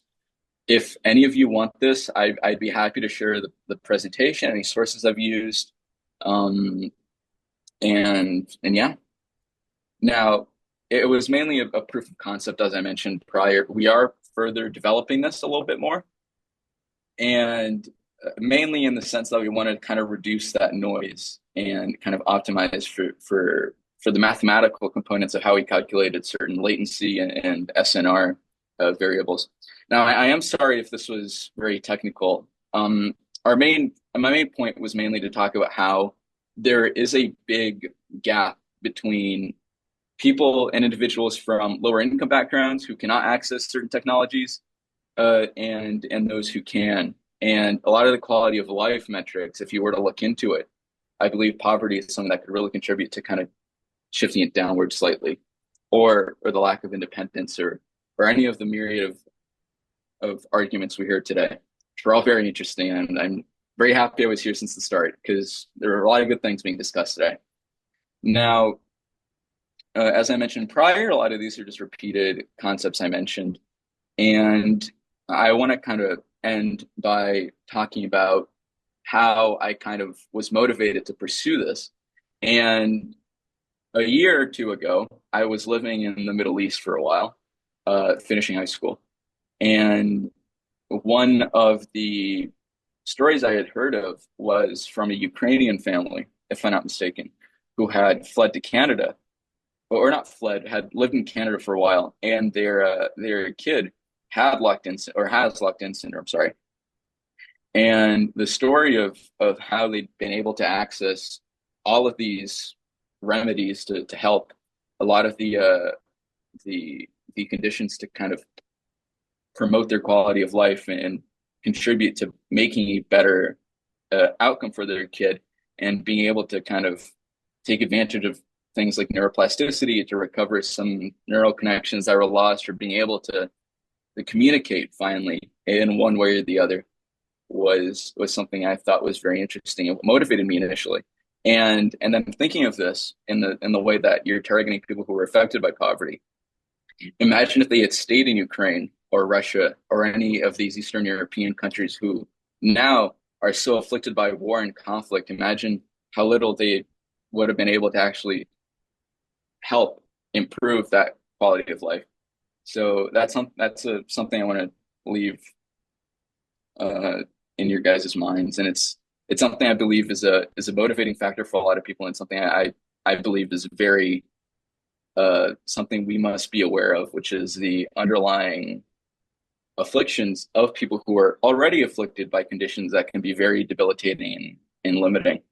So I want to thank you all for listening to the presentation. If there were any errors or mistakes, please contact me. I'd be happy to kind of understand a bit more of this. And if there are any questions, feel free to email me or Kieran, and just CC me, and I'll give him a heads up ahead of time. So thank you so much. And if there are any questions, I'll probably go to the chat now if there is anything. But thank you again. That was really interesting. Thank you very much, Andre. One person has posted a message, Herman Visser from ComMap, has posted that Brain Fingers also works with eye movement control, and he said it uses no gel with the headband. I don't know whether that's something that you want to address.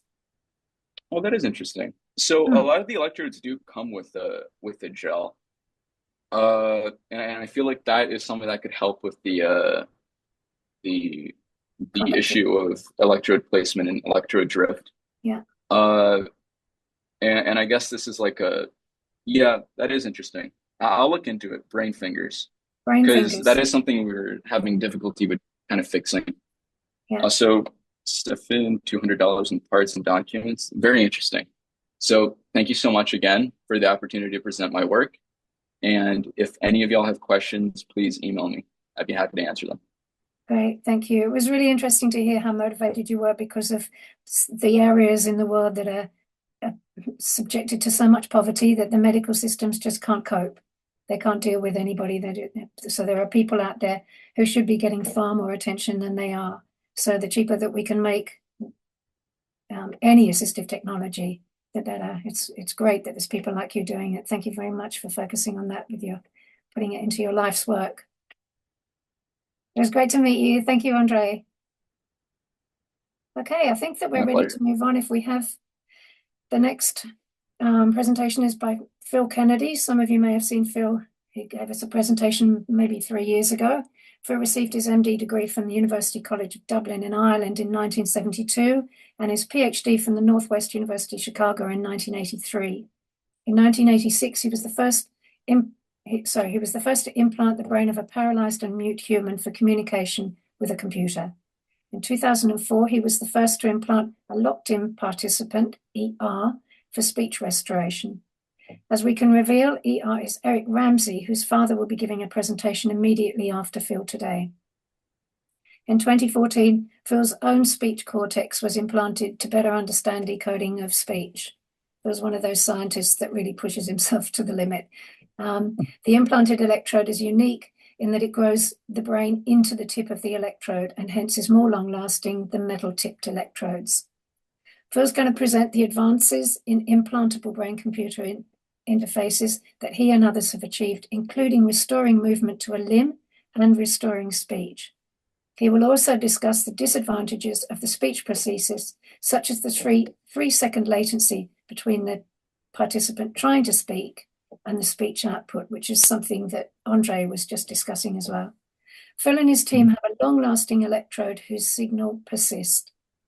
They have a different way of training the speech output by using the inherent computing power of the brain to train the output. The steps in implantation and training will be discussed in detail. For example, it takes 3 months for the brain to grow into the electrode tip. The signals are stable at that point in time, so then training will begin. Training may take months. Phil will explain how individual units would be attached to the phonemes, words, phrases, and musical notes.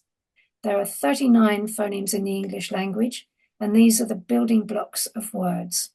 We'll learn from Phil how controlling phonemes allows the participant to produce words. Thank you very much, Phil. Thank you very much, Shannon, for the introduction.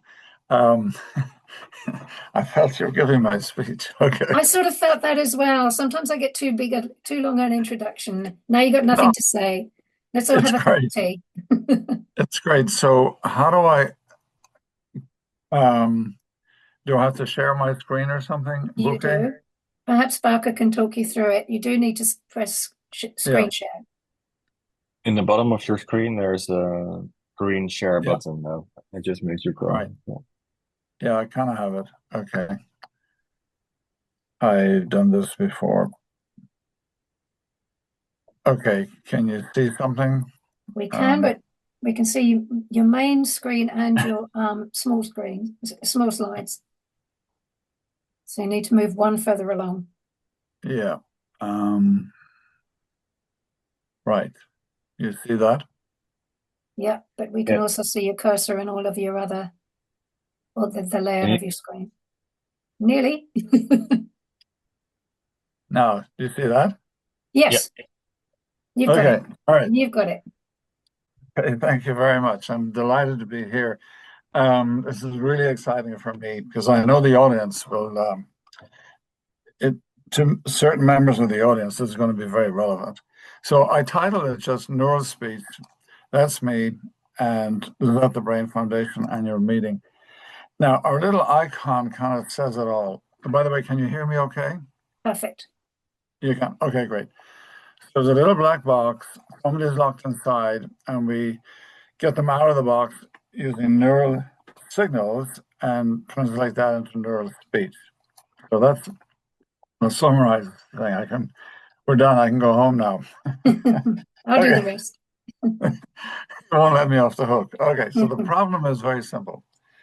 People who are locked in cannot speak. In addition, they're paralyzed, but nevertheless, they're intelligent and alert. And Sue Me was an example. They spend all day looking at the ceiling tiles and listening to ventilators, and just imagine spending your life doing that. So they need to be able to speak again. And so our mantra is unmute the mute. With speech, they can communicate with their loved ones. They can discuss, argue, feel more human again. They can control a computer to send emails rapidly, go on the internet, control their wheelchairs, run a business. There are 30,000 ALS and about 50,000 brainstem stroke people in the US of A, and about 20 times that number in the world. So it's a big issue. And so here's our solution. The electrodes will be implanted in the brain, connected to amplifiers, and then to a computer, which will do the processing and produce the speech. So let me get rid of this on the side. Okay.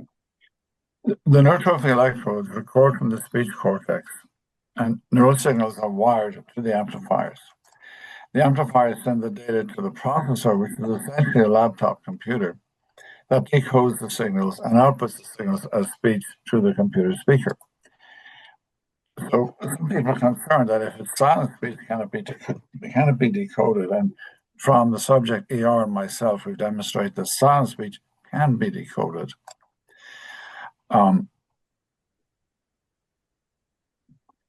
So here's a little history.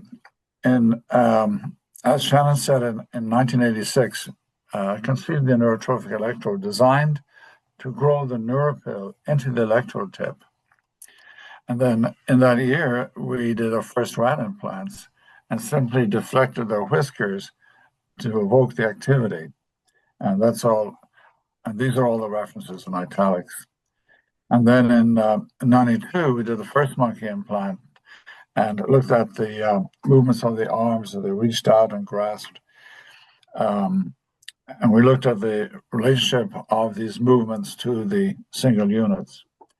And again, that was reported here, and the FDA on that basis gave us permission to implant humans. So the first human implant, as Shannon said, was in 96, and that was for control of a computer with FDA approval. And that was for communication. And there was a second patient and a third and fourth, but then in 2004, we implanted Eric for speech restoration and he proved that phonemes and words and phrases could be decoded from brain signals even during silent speech. And I'm going to show you all this. He controlled the cursor with his brain signals. Again, it's a reference. And in 2014, I did implant myself because I had to, two reasons. I had to show that silent speech could be decoded as easily as audible speech, and that they were different from a controlled period of. And also, I wanted the electrode and the electronics to last my lifetime, which unfortunately did not happen because the incision expanded. We had to remove them. So let me talk about the electrodes for just a moment. We call it neurotrophic because we put nerve growth factor in here inside during implantation in rat, monkey, or human. And so this encourages, as well as the damage to the brain when we insert it, but the nerve growth factor encourages neurons to grow neurites inside and through the electrode, and they become myelinated.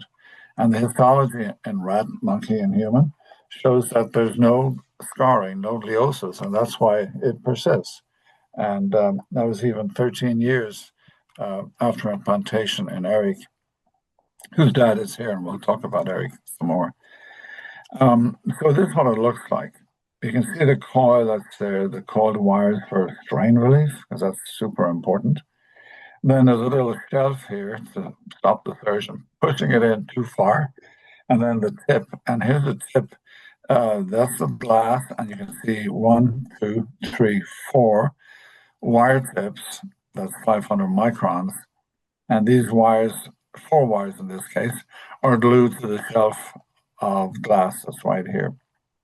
And you get these single units. Well, that's what they look like. And you might wonder why is some going up, some going down. Well, the amplifiers are plus and minus, they're fixed. And so those myelinated axons close to one wire will depolarize in one direction, the other wire in the other direction. And then we get a whole bunch of them. So let's talk about human recordings. The electrode is implanted in the speech motor control area. Now, I know the speech area is distributed widely, especially in the temporal lobe, but this part is the neurons there are the last to go down the spinal cord and move my jaw, my tongue, my etc. to make me speak. Anyway, the signals are amplified and then transmitted to an antenna coil. The transmitters, etc., are powered by a power coil, kind of like your toothbrush, and you pop it in the holder and it gets inductively powered. And then the signals, sorry, someone wants to admit. So the signals go to an FM receiver, they go to a spike sorter, a decoder, and then speech is synthesized, and there is audio-visual feedback, which is important. So the patient needs to know, that he's speaking. So this is what the signals look like. There are 2 channels, and you notice these little spikes. Some of them are more or less the same amplitude. And this is what we spike sort. So why do we go to this much trouble? Well, if you record from the EEG, it's low resolution.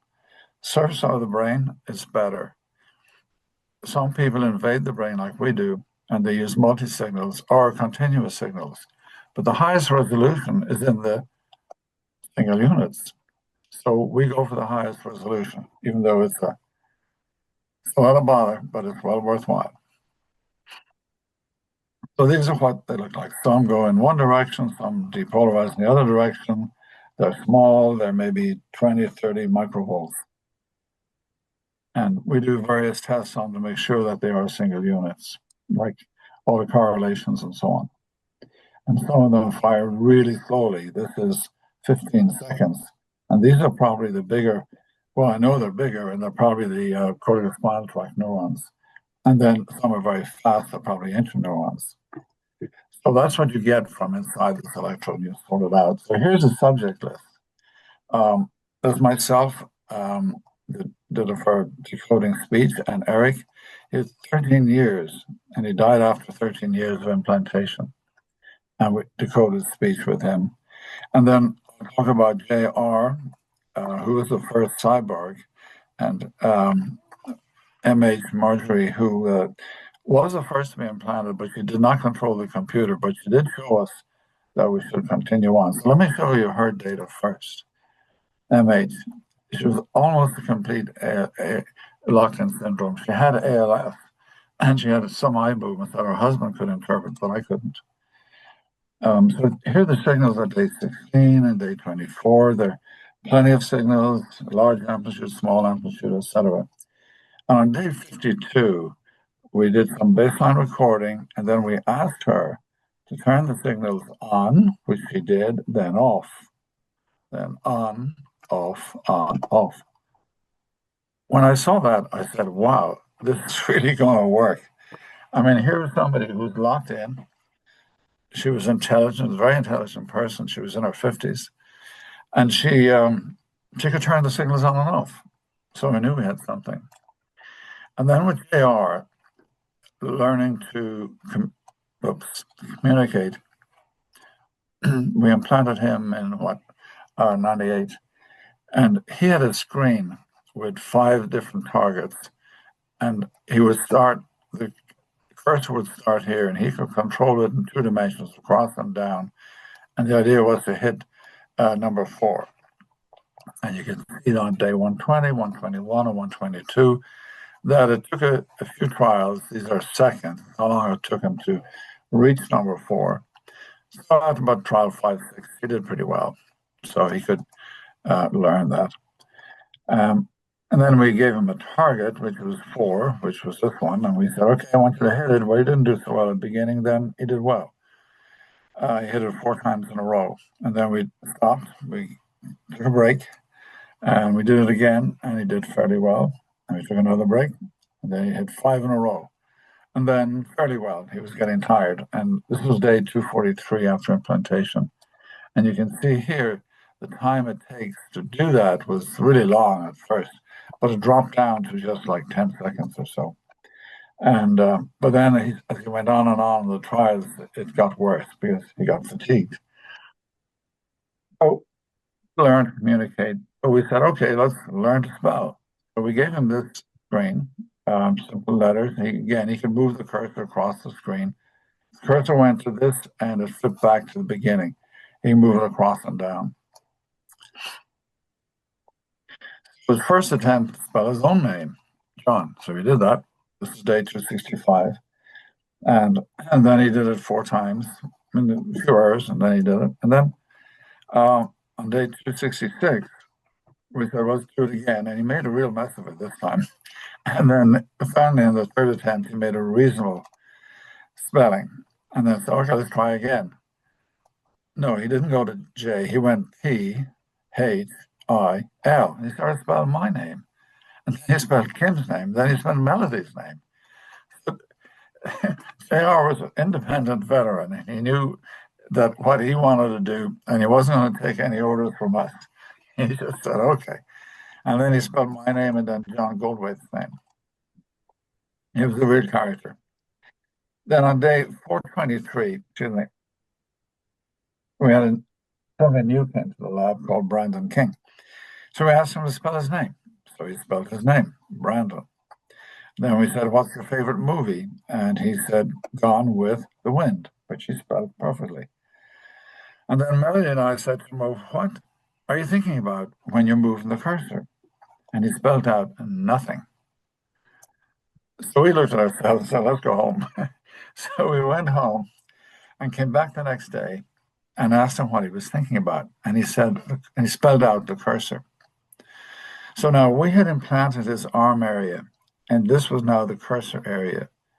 So this showed us the importance of plasticity. In other words, the brain can adapt. And that is really one of the keys to making a prosthesis. So in other words, you implant the arm area and it turns itself into the cursor area just by his effort at learning to spell. Okay, let's go to Eric. So I'm going to show you a video, and Eric is controlling phoneme da, and excuse me. So what we did with Eric is we connected the phonemes and different phonemes to single units, and so we had to control the single units to produce the phoneme. So in the video, you'll hear a big ding and then da, and that's from the computer. And then you'll hear Eric say da, da. So we hear a ding and da. So I have to get out of here because I couldn't get it to work. And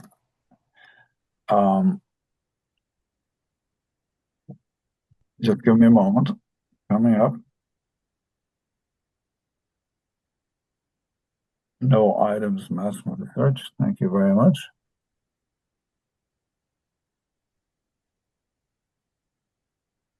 Okay, so computer.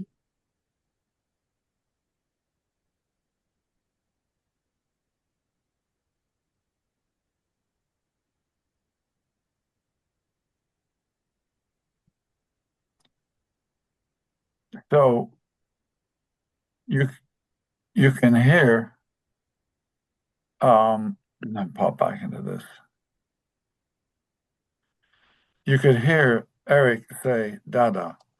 So you had the ding. You had the ding first, and then he produces. So we realized that, okay, so we could use single units, but most people use patterns of firings of single units. So we said, okay, we'll do that too. So this shows some data from 39 phonemes, only 38 here. Accuracy, peak accuracy would be a 1. And with these phonemes, which were mainly consonants, the accuracy was pretty good, and many of them were pretty okay. So he could decode above chance, which is the blue. He could decode 23 of his 39 phonemes with just one electrode. When I did it, the same thing, it was 32 of 39. And then we said, okay, let's see if we use different machine learning languages like linear discriminant analysis, support vector machines, or fisher discriminant analysis. And again, the three methods like here show that, well, yes, you can get more, same result, whichever method you use here and here, not so good here, not so good there, pretty good there. So whichever decoding we used, so we're very confident we could decode phonemes. So we did the same for words and phrases. But I want to show you this, which is conditioning slow firing single units. Well, actually, we did it for fast firing ones as well. Remember, I showed you in the first video that that we implanted his hand area, but he was able to turn that into cursor area. Now, in this little study on day 1549 after implantation, we asked him to listen to the tone for 10 seconds, take a rest for 10 seconds, and then in the tone in his head for 10 seconds. Now, this is spikes per second, so this is the firing rate, and these are 10 trials. So, listen, rest, sing in his head, and it's all, the firing rates are all confused. So he said, well, that's not very good. Now, we couldn't know at the time if he was singing in his head. So I said, well, let's give him some feedback. So and the firing rate was fed back to him on day 1553, and everything improved a lot. Listen, rest, sing. And it was upside down here, and then it was nice. And that was throughout 7 trials. And then we said, okay, let's give him the feedback, but increase the volume of the feedback from the single units as he does it. And there it was really smooth over these 9 trials. And that's when I realized that, wow, conditioning is very, very powerful. And this was okay. I mean, most people reject slow units, slow firing, because, well, they're too slow. Well, they're not. They work too. They can be conditioned as well as the fast firing ones. So John Bernberg came down to us from Northeastern University in Boston, and he did a PhD. And that's Eric, and that's his dad. There's Randy, and you're going to meet Randy in a moment. That's myself. And what he did was he said, "Okay, Eric, we're going to start. We're going to have you control the cursor moving it around the screen." So I have to break out of this again. Sorry. And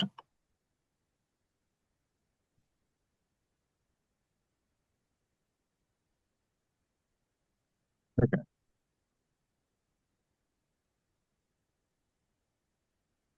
We see it in the middle. It starts here, and that's the target. And that's Eric doing that. Target.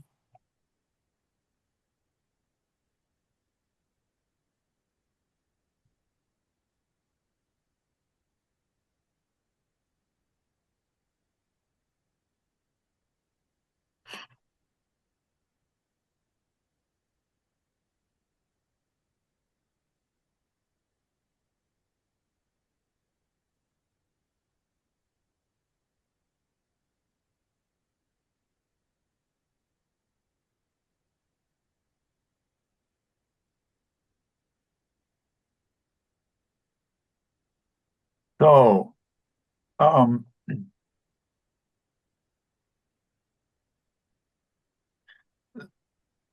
so if you understand, that was a form and frequency plane. In other words, there were vowel sounds. And so starting in the middle, the computer said go up here, up to the top left, and he was able to do it. He was able to go in all dimensions. So he could control it. And that was very exciting. Yes, and John did get his PhD.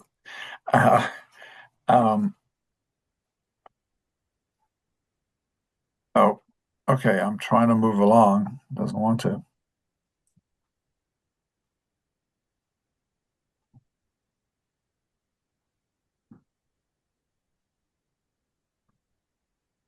Okay.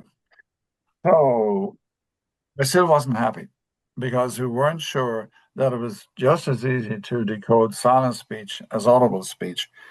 And I wanted to implant electrodes and leave them in my brain for as long as possible. And then afterwards, when I die, do the histology to show that there'll be no scarring. Okay, so the paradigm was over about 74 seconds. There was continuous neural data here. There's a control period here, an audible speech here, silent speech here. And this is the microphone picking up any speech. So in the control period, I sat there just trying to think of nothing, trying to keep my brain quiet, which is very difficult. And I hit the marker 10 times. And then during audible speech, I again spoke and touched the marker, spoke, touched the marker, did that about 10 times. And a silent speech, I said the same thing silently, and again touched the marker. Now, there's a difference between audible speech and silent. Silent speech is when you're trying to speak, but you're not actually. Imagined speech is you just imagine yourself speaking or imagine the words or phrases. That's different. Because in this area that we've implanted, it's a very active area. It's a control area, so you need to try to speak silently without actually having any output. So, so the key thing, the key result, is that there's a control period and audible, and we did correlations between audible and silent, and the p-value says there's no difference. But there was a difference between the control period and the audible or silent. If there was no difference in the control period, then the whole thing is just noise. But there is a significant difference, p less than 0.01. And that was for G. So we did that for Ch, and it was the same result. So we're very happy that it's easy to decode silent speech. So this leads us back to our implantation plan and our little figurine here. So, are we ready? Almost. The electrodes are ready to implant. The amplifiers are ready. There's the Neuralink system. The spike sorting is ready. And the decoding software is almost ready, but it's not. It's going to take a few weeks or months to get that right. So the surgeon is ready. All that's teed up. And this is important. Training can be worldwide. So training does not have to be in a lab. The patient get implanted, go back for 3 months, letting the signals go in, and then we visit and start the training. And then there must be a caretaker who look after the implantation site and connect it in and turn it on. And then we can access the computer remotely. So all the training can be done remotely from our office here. And funding is required, yes. So here's the training. Before training can start, as you know, 3 months are needed for neuropil to grow in and produce stable recordings. Training will take many months. This is not plug and play. Will be a lot of work on our part, but on the patient side too. So the participant will have to be patient. Oh, how will we do this? Well, first we can train single units, or we can train patterns. And we can train guitar sounds, words, phrases, phonemes. So first we will attach a few words like hello, how are you? Hey doc, why did you take so long to get this together? Things like that. But then the real work will begin. And I think that guitar sounds or piano sounds discrete, like playing simple tunes, like When the Saints Go Marching In. There are only 5 notes involved, so you need 5 single units. And I mean, let's go back a little bit to 1973, when Baker produced a paper showing that monkeys can be trained to fire single units and get a reward. But also they can be trained to fire one unit and suppress the other. And suppressing others is key to this, because you've got to not fire them together, you got to fire them one at a time. Well, no, if monkeys can do it, well, need I say more? So music might be a good way to train the brain, especially if people have been musicians in the past. And you know how long it takes to learn to play the piano. It takes years to play it well. But then phonemes. There are only 39 phonemes in the English language. So if you can control 39 phonemes, and not even all of them are needed to produce words or phrases, if you can control 30 to 35, then you can produce any word or phrase you can speak. So training the phonemes will be tough, but it'll be worthwhile. I want to mention that we have machine learning in our brains. We have AI. We are the best computer. Between our ears is more powerful than any other computer. So far, they're trying to make better ones, but no. We have it, so why don't we use it? We could also train single unit firing patterns, like I showed you in decoding the phonemes for Eric. And this requires extensive computing power, utilizing AI, machine learning, and all the rest of it. And that's what some people do. Like Stavisky, he and his group, they've produced, and Ed Chang, they've produced speech with a latency of in seconds. And Ed Chang told me he got it down to 1 second. But you can see with single units, it's we estimate 150 milliseconds, maybe 200.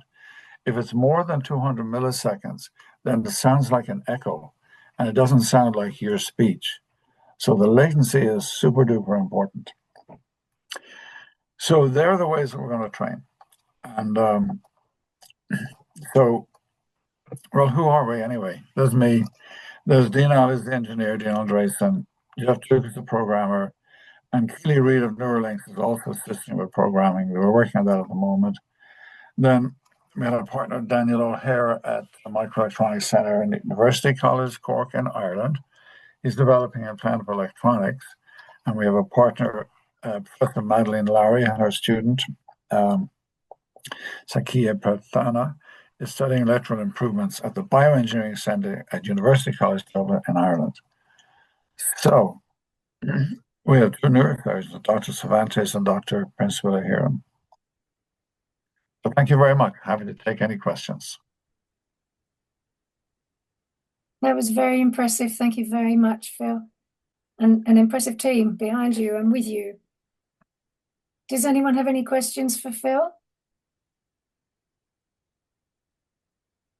You can post any questions if you're not able to sort of articulate them now. Type them up on the group chat, and he can answer them or send them to me, and I'll forward them to Phil. Yeah. And he put his email up. Flick your email up again if you can access that slide, Phil, for a second. Which one? The one with your Oh, email address on. yeah. So just so that people can take it down and get in touch with you if they need to. Yeah. Interestingly, Phil was talking about Ed Chang and his team. For those of you who didn't see it last year, David Moses, who's one of his Ed Chang's team, gave a very interesting presentation last year on brain-computer implants. And if you want to see that, that's available on YouTube. And if you can't access it, just let me know and I'll send you the link directly. But I think you saw that and you talked to him. You talked to David Moses last year, Phil, I'm pretty sure. Yeah. So any questions, anyone? I think we're almost silent, everybody. silence. Someone said thank you very much. So you're appreciated. You're very welcome. I think that we're now moving straight on to a good friend and contact of sorry, I've just gone up onto the wrong screen. Good friend and contact of Phil's, who's the father of the person that Phil has just been talking There is to. a question. There's a from question. Tina. Sorry, we'll go back to that. No worries. I just wanted to ask Phil if he was looking for people to participate in further implanting. Yes. We're not quite ready yet, but sure. I mean, like I said, the steps we went through, we're not quite ready with that, and we have to get funding.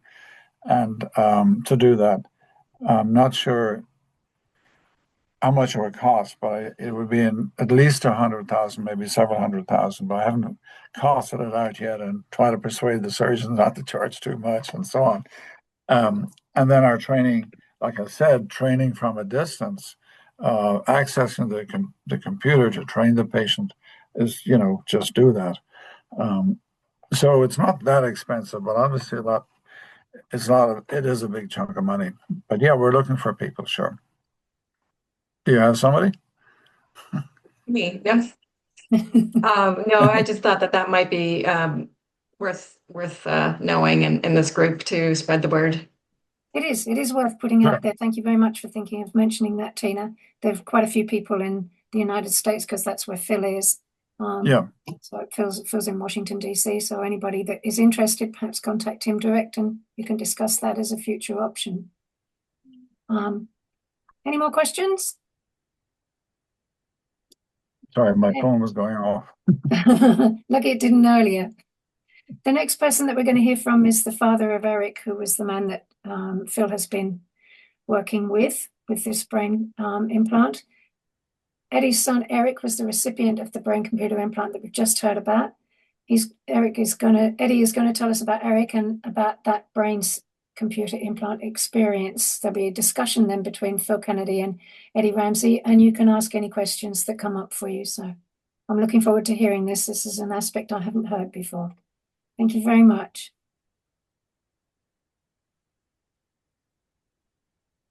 Are you able to put Eddie on now?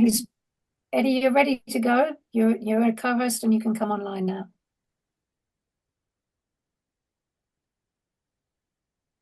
I see Eddie is present in the meeting, but He is.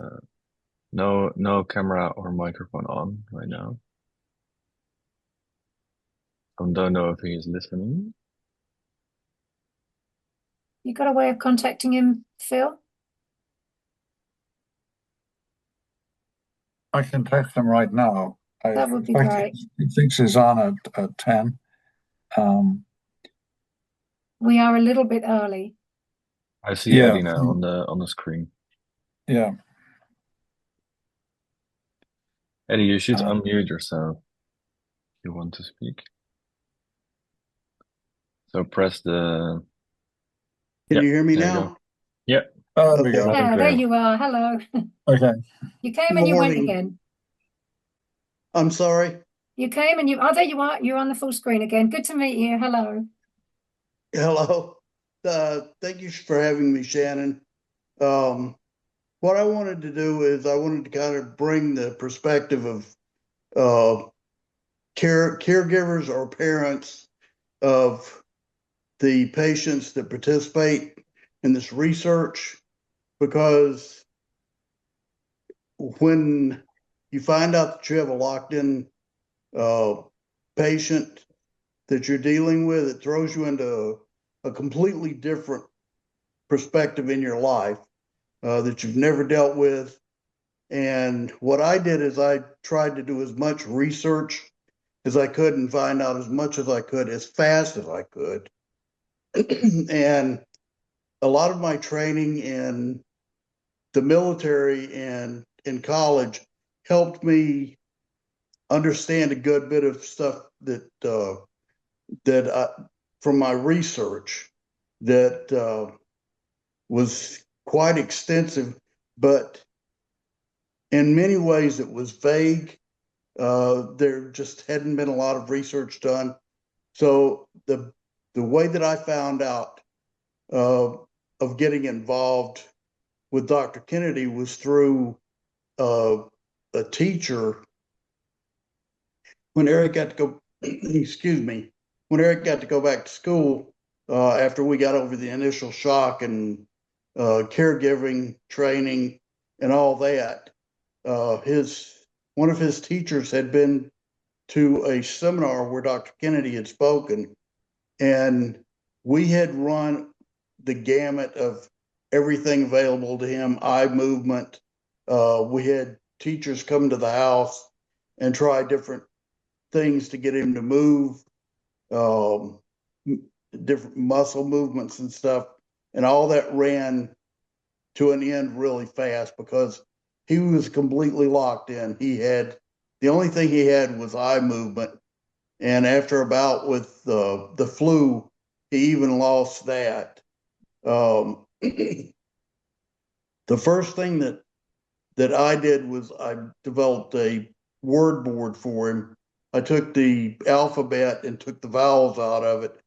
Then I divided the letters into 2 columns of 3 letters each. So I would ask him line 1, 2, 3, and 4, and then column A, column B, and then we would go down the letters. And it got to where we could communicate pretty fast. And his big thing was watching movies during the day. So we did that.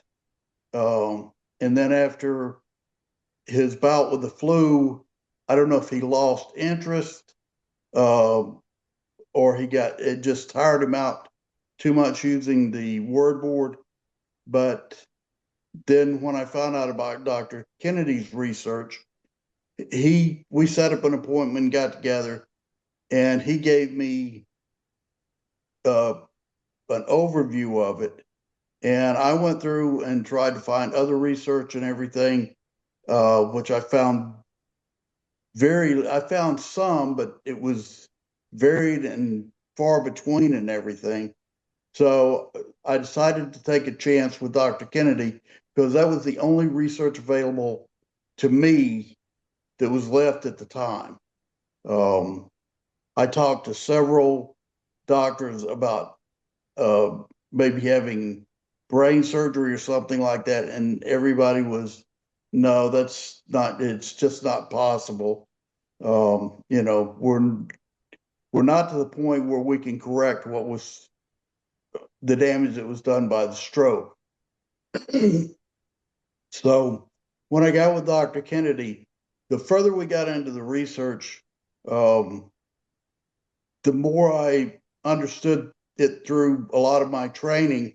And I said, and while I was in the military, because I was in there for 11 years, I was in a good many research projects, and they always had a baseline. And so I asked Dr. Kennedy at the beginning of the thing, could we get an implant put in me? So because I could still talk, and we could compare notes. And Dr. Kennedy said, you have no idea how much I went through to get I think it was the FDA to approve this research and these implants. And he said they will never go for an implant in a human that has no affliction to correct or anything. So, but I know Americans especially have a short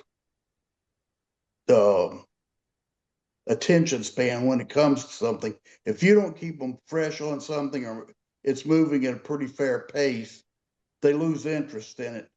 And so I wanted to have me as a baseline so that we could get the research going. And also, in what I had read, the lifespan of someone that was truly locked in was very short.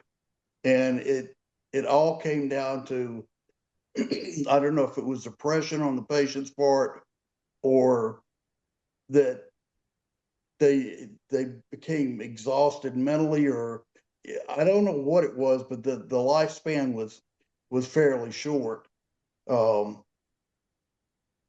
So to me, we need to get as much research in this area as possible for these patients, because I couldn't imagine. I tried several times putting myself in Eric's place. One day I just laid in bed and I had everyone screaming at me because I wouldn't answer. And I just wanted to see what it was like to not be able to communicate with anyone and be completely dependent on everybody. And I freaked out my family. But they got over it, I think. And the other thing is the caregivers really have to be forgiving to themselves, because to me, it was going into an area that I really had no knowledge of. And I had to guess what Eric was thinking, guess what he would do in this situation. And you make a lot of decisions. And what it came down to me, and Dr. Kennedy helped with this a lot, and a lot of nurses and other doctors did, is you gain as much knowledge as you can in the area that you're going into, because it's not just one area, it's many areas. And you make a decision with that knowledge and do the best you can. And then a lot of times you'll sit back and judge yourself. And you say, did I do the right thing? So you have to commit 100%, and you have to be very forgiving of yourself, and know that you made the right decision, the right call. And I want all caregivers that have these patients, but the other side of that is look at them if you're not trying to move them forward in life and give them a better class of life, or to gain back what they've lost. And because just sitting there constantly wishing you could communicate with other people and control your life, I couldn't imagine that, and I didn't want Eric to go through it. I know one time we went through a court case with the county involving a grant, and so we went to the court case, and the judge said, are you here to represent Mr. Ramsey, talking about Eric? And I said, no, I'm going to let him represent himself. And that's when he still had eye movements. And I got him to do up for yes and down for no. And I said, the only thing is, Judge, you've got to ask him everything in a yes or no situation. And I'm glad I did that because it threw I had 3 county attorneys up against me and Eric, and they didn't know what to do when he was representing himself. And the judge was very understanding, and I kind of steered her into asking the questions that I thought needed to be asked to get him the grant approved. And in the end, we won. And you know, so you have to involve the patient as much as you can in every area. Another time, and I'm sorry if I'm kind of roaming on this, but it's just situations that I went through. His stomach tube came out several times, and what it had is it had wallowed out, and it was popping out even with the inflated bulb inside. And so I told the doctor in the ER, I said, make an incision where where the stomach tube goes into there, and then sew it up and tighten it up. And he said, we've never done that before. It's not proper procedure. And I said, Doc, you give me a waiver, whatever. I said, unless you've got a better suggestion, this is the 3rd time that it's popped out. And so he did what I suggested. He made the incision in there, took out a very small piece of tissue, and then sewed it back together tighter than it was before.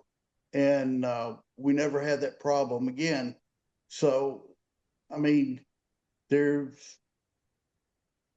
can gain as much as you get. Is that what I'm trying to say? You learn as much, and eventually you know more than the doctors do about caring for the individual, or at least you should have ideas on how to help them get through the day and everything. But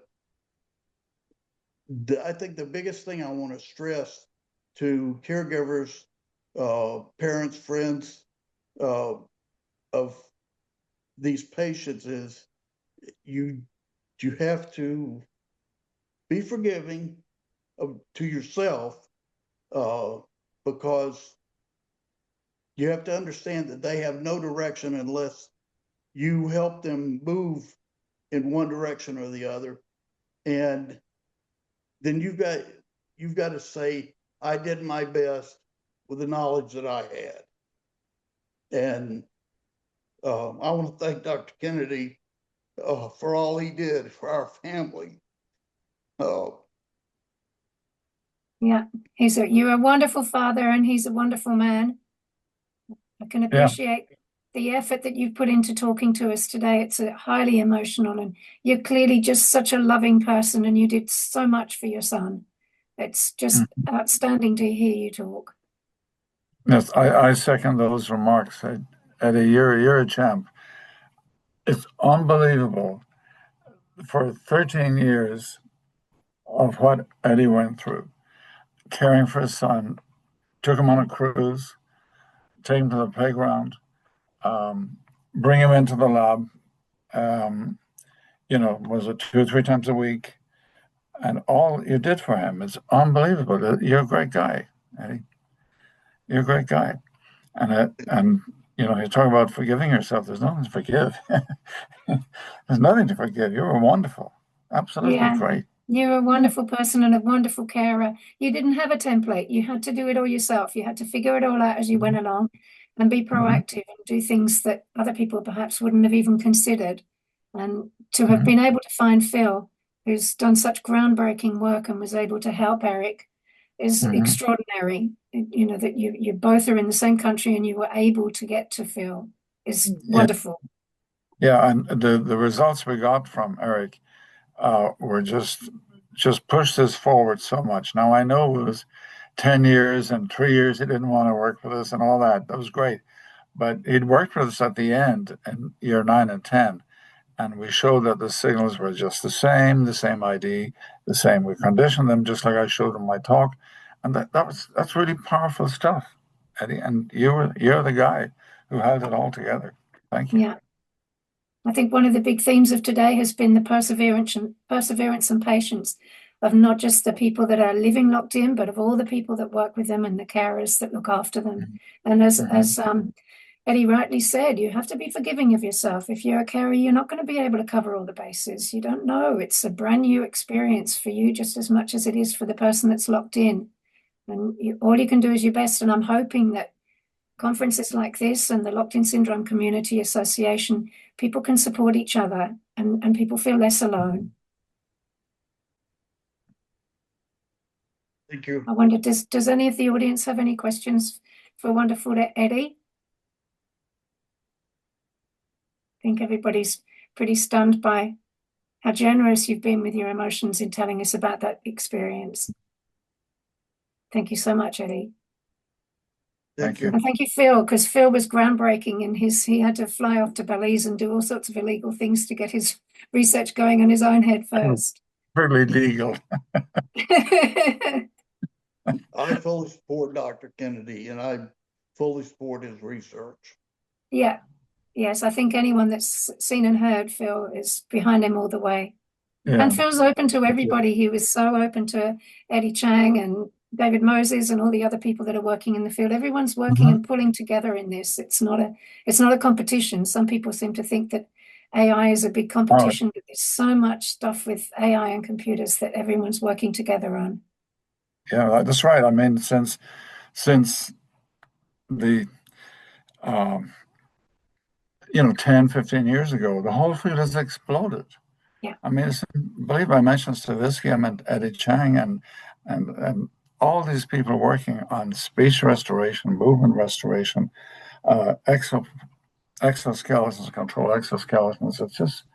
It's really exploded. And then you, of course, have, we won't mention Elon Musk and his big company that has very nifty electrodes, but the problem is they're all metal tips, so they're not going to last. He's about to find that out. None of the other metal tips one will last. And I mean, getting 13 years out of Eric and having no scarring and plenty of myelinated axons in there that we record from, that nailed it, and everybody else. Speaks for itself. It speaks for itself. I mean, and it's going to change radically how we treat people who are locked in. I think there will be escape from the locked-in situation. They'll be able to speak. Already, Stavisky showed they can, Chang showed they can, and we're about to do that too. We do it a different way, and then they'll be able to control movements, and that frees them up.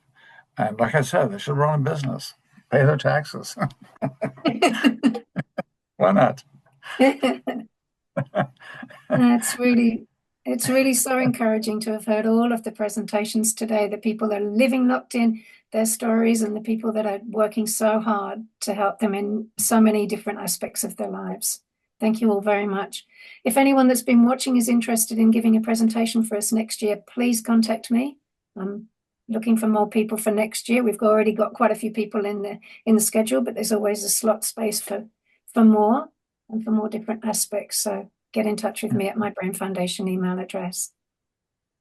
Anybody else got anything to say after this very long day? You must have been, are you up at the crack of dawn, Phil?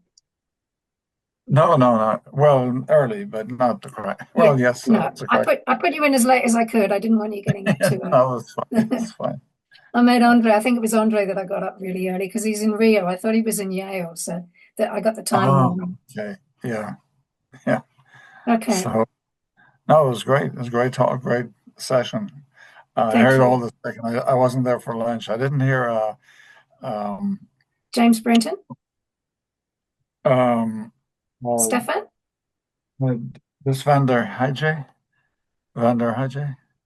And his music. Oh, yes, Andre, yes. Dick's music. Yeah. Everything's Dick's music. recorded.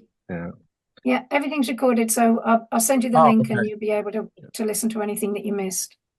Did he play the music or just compose the music? Dick, no, I think he does it all on the computer. Yeah, he composes it and he puts it onto the computer with the synthesizers. Wow. Yeah, he used to play. I think you probably saw him last year. He used to play the saxophone.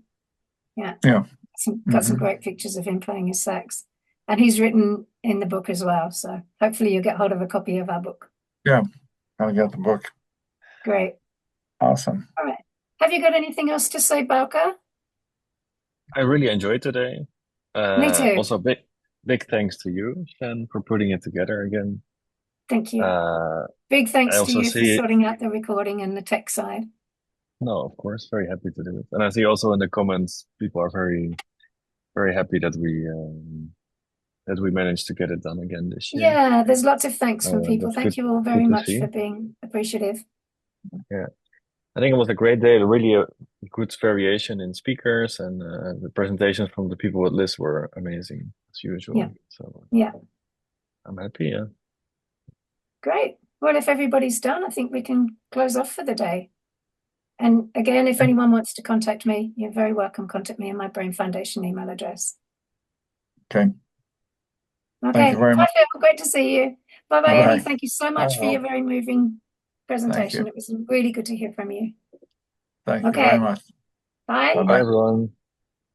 Bye. Bye-bye.